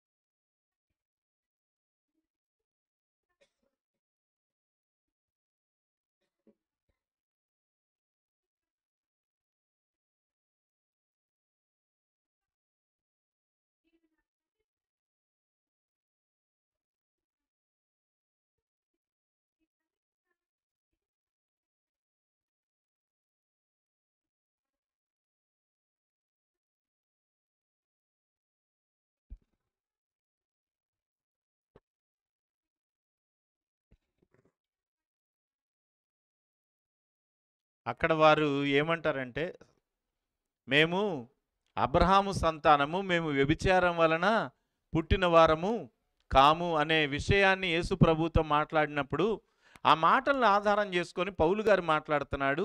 నిజానికి మీకు ధర్మశాస్త్రం ఇవ్వబడింది, ధర్మశాస్త్రాన్ని విడిచిపెట్టి వేరొక దాన్ని అనుసరిస్తే మీరు వ్యభిచరించినట్లుగా మీరు మాట్లాడుతున్నారు. కానీ ఇక్కడ అసలు నిజమేమిటి అని అంటే, మంచిదే మీరు ధర్మశాస్త్రాన్ని అనుసరిస్తున్నారు, కానీ ఈ ధర్మశాస్త్రం ఏం చేస్తుందంటే, నేను చేయలేకపోయిన కార్యాలు కొన్ని ఉన్నాయి. నేను ఏదైతే చేయలేకపోతున్నానో దానిని చేయటానికి యోగ్యుడైన ఒక వ్యక్తి రావాల్సిన అవసరం ఉంది అని ధర్మశాస్త్రమే తెలియజేస్తుంది. నాకన్నా యోగ్యమైన వ్యక్తి ఈ లోకంలోకి రావాల్సిన అవసరత ఉన్నది అనే మాటని ధర్మశాస్త్రమే తెలియజేస్తుంది. కనుక ఆ ధర్మశాస్త్ర ప్రకారము ఆ ధర్మశాస్త్రమే కోరుకుంటుంది, నాలో ఇటువంటి బలహీనతలు ఉన్నాయి అంటే నేను చేయలేని కార్యం ఉంది, ఈ కార్యము చేయటానికి యోగ్యుడైన ఇంకొక వ్యక్తి రావాలి, ఆయన వస్తేనే ఈ కార్యము చేయగలుగుతాడు అని ఏదైతే వ్రాయబడి ఉన్నదో ఆ వ్రాయబడిన వ్యక్తి రావాలి, ఆయన ఆ కార్యం చేయాలి అని చెప్పబడి ఉందో ఆ వ్యక్తే యేసుక్రీస్తు ప్రభువారు అని పరిచయం చేస్తూ పౌలు గారు ఏమంటారంటే, మీరు ఇంతకాలము ధర్మశాస్త్రం బ్రతికుంది కాబట్టి మీరు దానికి భార్యలుగా ఉన్నారు, అది భర్తగా ఉంది, మంచిదే. కానీ ఇప్పుడు ధర్మశాస్త్రం ఎవరినైతే కోరుకుందో ఆ వ్యక్తి ఈ లోకంలోకి వచ్చాడు కాబట్టి ఇప్పుడు ధర్మశాస్త్రం చనిపోయింది. కనుక ధర్మశాస్త్రం ఇప్పుడు చనిపోయింది కనుక దాన్ని అనుసరించవలసిన పరిస్థితి లేదు కనుక ఇప్పుడు దానికన్నా యోగ్యుడైన ఇంకొక వ్యక్తిని మనం చేరవలసిన పరిస్థితి ఉన్నది. కాబట్టి భర్త బ్రతికుంటే ఆమె ఇంకొక పురుషునితో సంబంధం పెట్టుకుంటే అది తప్పు, కానీ అతను చనిపోయిన తర్వాత మరలా వివాహం చేసుకుంటే అది తప్పు కాదు. అప్పుడు ఆమె వ్యభిచారిణి అనబడదు. అలాగే మీరు కూడా మీరు ఇప్పుడు ధర్మశాస్త్రానికి బద్దులై ఉన్నారు, మంచిదే.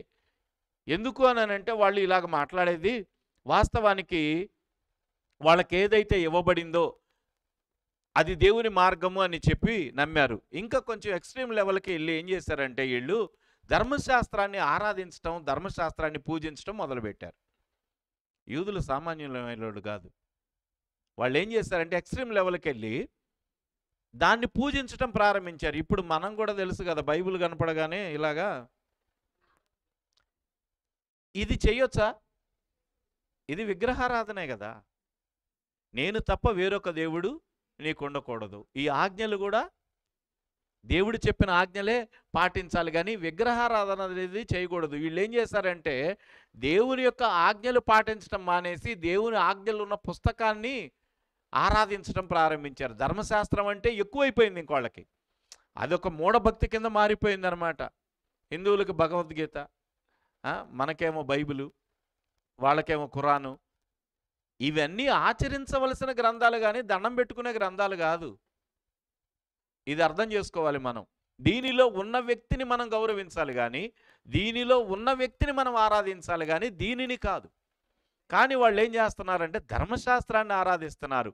ఎక్కడైతే ఈ ధర్మశాస్త్రం ప్రారంభించారో ఆరాధించటం, ఇక అక్కడి నుంచి వాళ్ళకి ఒక మూఢభక్తి వచ్చేసింది. ఆ మూఢభక్తిలో వాళ్ళు ఏం చేయటం మొదలుపెట్టారనంటే ఆ ధర్మశాస్త్రాన్ని ఆరాధిస్తూ ఈ ధర్మశాస్త్రం అనేది మాకు భర్తగా ఉంది, మేమందరం భార్యలుగా ఉన్నాం కాబట్టి అదే మాకు భర్త, అది ఏది చెబితే అదే అన్నప్పుడు పౌలు గారు చెప్పాడు, నిజమే అది మీకు భర్తగానే ఉంది, కానీ ఏదైతే అది చేయలేకపోయిందో, అది ఏ వ్యక్తినైతే సూచిస్తుందో, అప్పుడు యేసుక్రీస్తు ప్రభువారు చెప్పాడు కదా, పుస్తకపు చుట్టలో నన్ను గూర్చిన యెషయా గారు ఏదైతే రాశాడో ఆ మాటను బట్టి నేను ఈ లోకమునకు వచ్చానని చెప్పాడో, అలాగే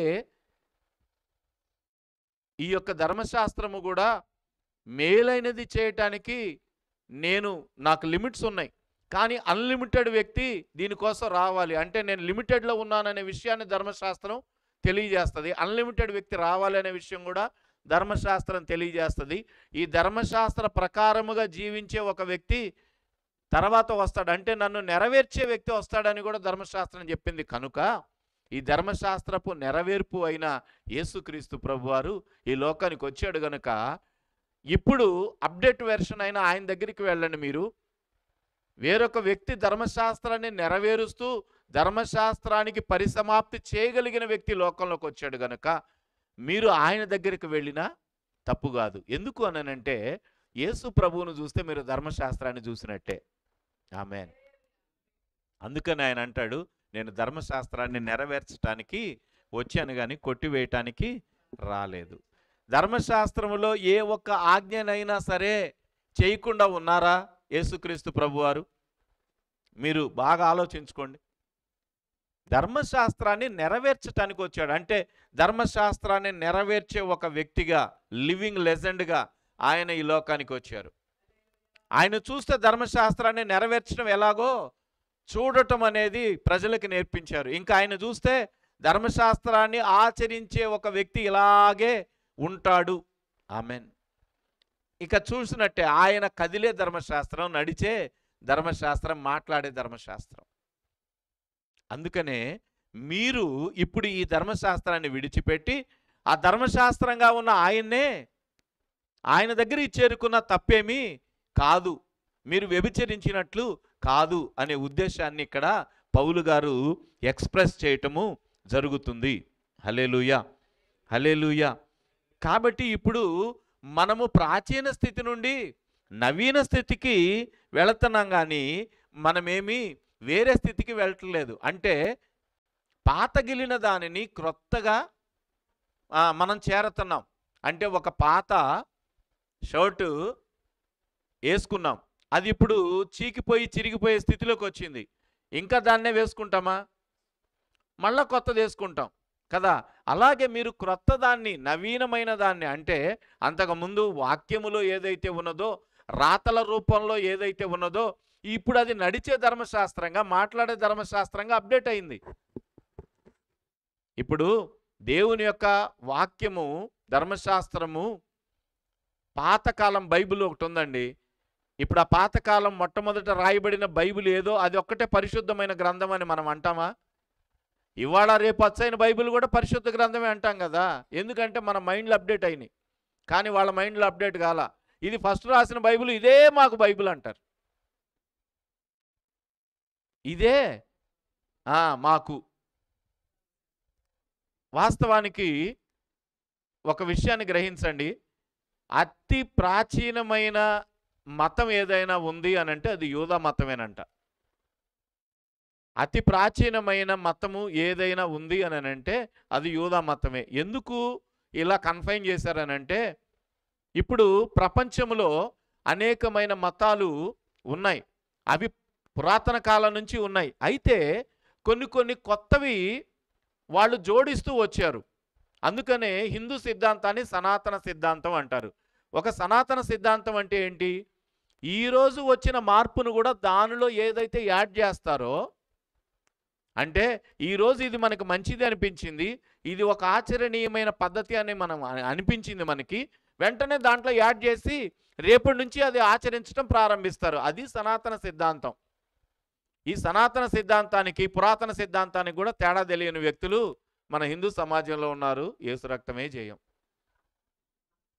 హిందూ మతమేమో ప్రాచీనమైంది అంటారు, సనాతన సిద్ధాంతం అంటారు. అంటే వాళ్ళు ఏదైతే చెప్తారో దాని మీద వాళ్ళకి ఒక అవగాహన లేదు, అంతే. వాస్తవానికి హిందూ సిద్ధాంతం ఏంటి అని అంటే, ఈరోజు వచ్చిన మార్పును కూడా ఆకళింపు చేసుకొని ఇది మనకు మంచిదే అని అనుకుంటే అది యాడ్ చేసుకోవటం, అది సనాతన సిద్ధాంతం, ప్రతిరోజు యాడ్ అవటం. కానీ యూదా మత సిద్ధాంతము ఎప్పుడైతే వచ్చిందో అది ఈరోజు వరకు కూడా కొంచెం కూడా మారలేదండి. వాళ్ళు కొంచెం కూడా మార్చుకోలే. వాళ్ళు చెప్పేది ఏంటంటే, మేము ఎవరి కోసం మారాల్సిన అవసరం లేదు, ఏది మేము మార్చుకోం. ఒక్క సిద్ధాంతం కూడా మార్చుకొని వాళ్ళు ఎవరైనా ప్రపంచంలో ఉన్నారంటే వాళ్ళు యూదులే. సిక్కులు మార్చుకుంటారు, హిందువులు మార్చుకుంటారు, తర్వాత అనేక ముస్లిమ్స్ మార్చుకుంటారు. ప్రతి ఒక్కళ్ళు మార్చుకుంటూ ఉంటారు, వాళ్ళ సిద్ధాంతాలని అప్డేట్ చేసుకుంటూ ఉంటారు. కానీ యూదులు మాత్రం పొరపాటును కూడా అప్డేట్ చేయరంట. ఇంతవరకు ప్రపంచంలో ప్రాచీనమైన మత సిద్ధాంతాలు కలిగినది ఏదైనా ఉంది అని అంటే అది కేవలం యూదా మతమే అన్నారు.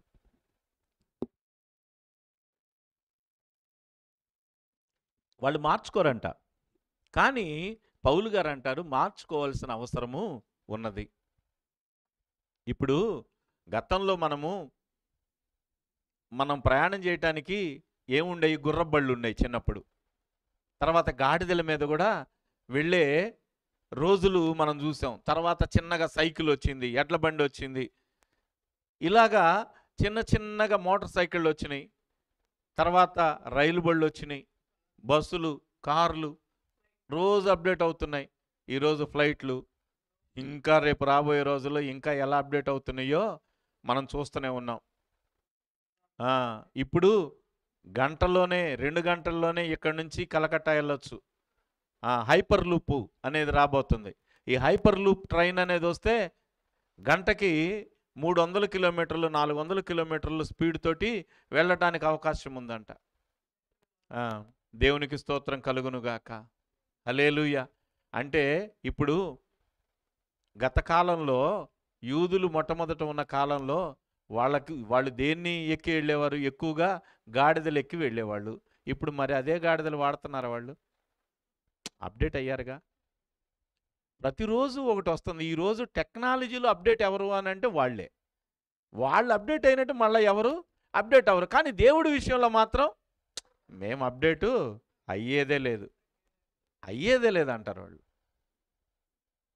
పౌలు గారు వాళ్ళని ఎడ్యుకేషన్లోకి తీసుకురావటానికి అంటాడు, ఇదిగో మీరు ధర్మశాస్త్రము మీకు భర్తగా ఉందని మీరు అనుకుంటున్నారు, కానీ ఇక్కడ క్రీస్తు అనే వ్యక్తి ధర్మశాస్త్రంలో నుంచి వచ్చాడు, ధర్మశాస్త్రానికి నెరవేర్పై ఉన్నాడు.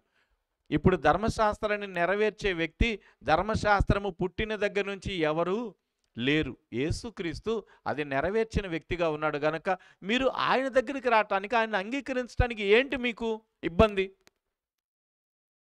ఏంటి ఇబ్బంది మీకు? ఎందుకు రావటం లేదు? ఎందుకు అంగీకరించట్లేదు?